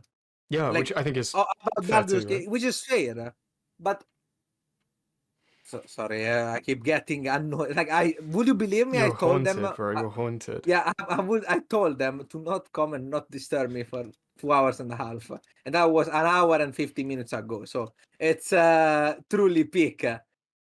Truly peak. It's just impossible. It's just impossible. Like you just cannot cooperate. It's a simple instruction, but I'm a bit like anyway. For all the contracts. Anyway, we talked about it. Read the article for yourself. See what you think. I will say, on the other side of things, I've been loving reading the Stormgate Reddit. It is full of really good ideas and nothing but really good constructive criticism. I think there have been some good posts on there, and some of it is interesting, obviously, but so much of it is garbage. I linked to you one post that made me laugh purely because it someone says that like the game should have more social features. It should have like clans and chat and this sort of thing. It's like, listen, that's a waste of money and time, first off. But the main thing that annoyed me is, he says there needs to be a general chat where everyone can talk as soon as you open the game. And then the top comment is like, but general chat on every StarCraft server sucks. And the guy's like, yeah. It's like, then why would you want that to be a feature if you admit that it's bad? It's so bad. It sucks. No, I'm gonna go and defend this guy. One. I'm gonna defend this guy, actually. Go. They have promised the most social RTS ever. This was a claim they made. So there's nothing social about general. There's nothing social about general chat. No. But also, are you sure that that's always been the case? Because I vaguely remember I have no general chat, like the private chats at the start of Battle.net were huge community aggregation. Yep.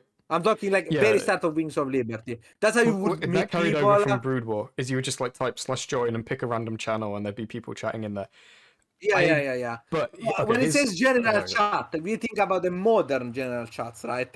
Which are basically full of people with various degrees of problems in their life that make them say crazy things. So, but maybe he was still like, when I read that, I felt like he was more like yes, I know. I know what you mean. I'm just saying. I'm just Yeah. saying from the perspective of this individual that wrote the post.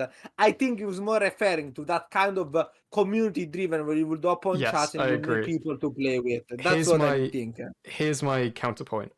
Why spend loads of time and money building these features that I think are genuinely pretty difficult to implement? Oh no, I agree with you that this is When not a you priority already at have all. Discord, everyone already uses Discord. Everyone's on Discord. The Discord server You is massive. promised, Everyone's the Discord. most social I agree. RTS ever, and there's I agree. nothing I social. agree. You can't even look up the people you play on Steam. Please add this. And everyone changes their name non-stop. It's impossible to keep track of the leaderboard. This is worse than the barcode problem, because people just change their name every day, and their MMR was widely. Like, let's see. I want to see the top of the leaderboard right now and see which number is. I mean, so Tenya's Photon Cannon's Enjoyer, which isn't a real name, but they haven't changed their name. That's Captain Alex. Yeah. Who's T3 Daniel, for example? Well, no one knows who that is, but I think that's a real name, and I think they're a Grey Goo player because people have found some evidence of them on the internet. But no one knows who Sandwich? Who is Andreas? Who is sub to Andy Real Time? Who is sub to AllThingsRealTime? Currently, who is the top 20 MMR. Elf to Balance Council Plus. I actually have no problem. Who is a friend of Elf? Who is Boss Fangirl? Boss Fangirl? Hi Sandwich. Down. Korean name. Another Korean name. Another Korean name. Friend of Elf. Brute Dealer is a sick name, and I'm a big fan of Brute Dinkleswerve, Fermin, Salivating Salamander. I actually know what that is. Yeah, good friend. Also, you know, Hi, I'm a Dragon changed their name to Hi, I'm a Depressed Dragon, which is genuinely pretty funny. Yeah, who's Hamurant? Oh, there was a guy was called. That's Albino. There was a guy called TC Ultimate. TC Ultimate is a player from StarCraft who just now disappeared from the. We don't know who that was. We don't know who is Ilnit. We don't know anyone. It's impossible to keep track. They change name all the time. It's funny, not an important feature, but it's hilarious. More funny names. Thank you. I think sub to AllThingsReal currently in the top 20 is a bass player. I wonder who that infernal is. A goat name. That's gonna do it for this episode. Any final thoughts, Lorimbo? Everything sucks. No, that's not true. I mean, I feel so bad right now. I just realized I forgot to eat anything all day, and my leg hurts. I think you can do it. No, I think a good final message is that we genuinely want the game to do well. We've both played a lot of it. You still a lot more than me, but me a good amount now. I can tell you how much I've played. And most of that was recently. I'm up to 130 hours, so clearly How much of that was walking the dog? This is not going to be a reference that's impossible to get. We are not going to explain what this means, but... I did play an hour and 15 game yesterday, so there you go. No, but I think... yeah, I don't know. I think we have a vested interest in the game doing well. We do want the game to do well, so no hate. And I think basically... only time will tell, right? We're hoping that Stormgate can pull it off. Thank you to all of the people who shouted me out on Reddit, by the way. There were more than one, actually, surprisingly. I see you. I won't comment on your things because I will just make a flame war and a mess, as I'm such a controversial figure. But to all of the people who have genuinely appreciated the content that we provide and the designs, that feedbacks and threads that I've posted, I see you. Thank you. I really appreciate the kind words that I've shared. To everyone that says I'm a fucking idiot, fuck you. Consider doing something else. No. I'm doing something else. Yeah, go outside, touch grass, walk the dog. Consider knitting instead. Yeah, knitting is good. You could take up games journalism. The barrier to entry is very low. The barrier for entry, you know, I think the barrier for entry for gaming journalism is just up your alley. Oh, you can leave Thank more you. comments about how bad my audio is. I'm working on it. I'm Yeah. fixing it. I'm trying. Please comment on the audio issues from HaRT, Yep, and yep. And make sure to give timestamp a as like and well. subscribe. Each comment needs to be a unique timestamp where my audio doesn't work properly. Thank you. Thank you, everyone. It's Have a fine. good Bye night. We bye, love you. guys. Subscribe. Bye bye. Bye, Lorimbo. Bye.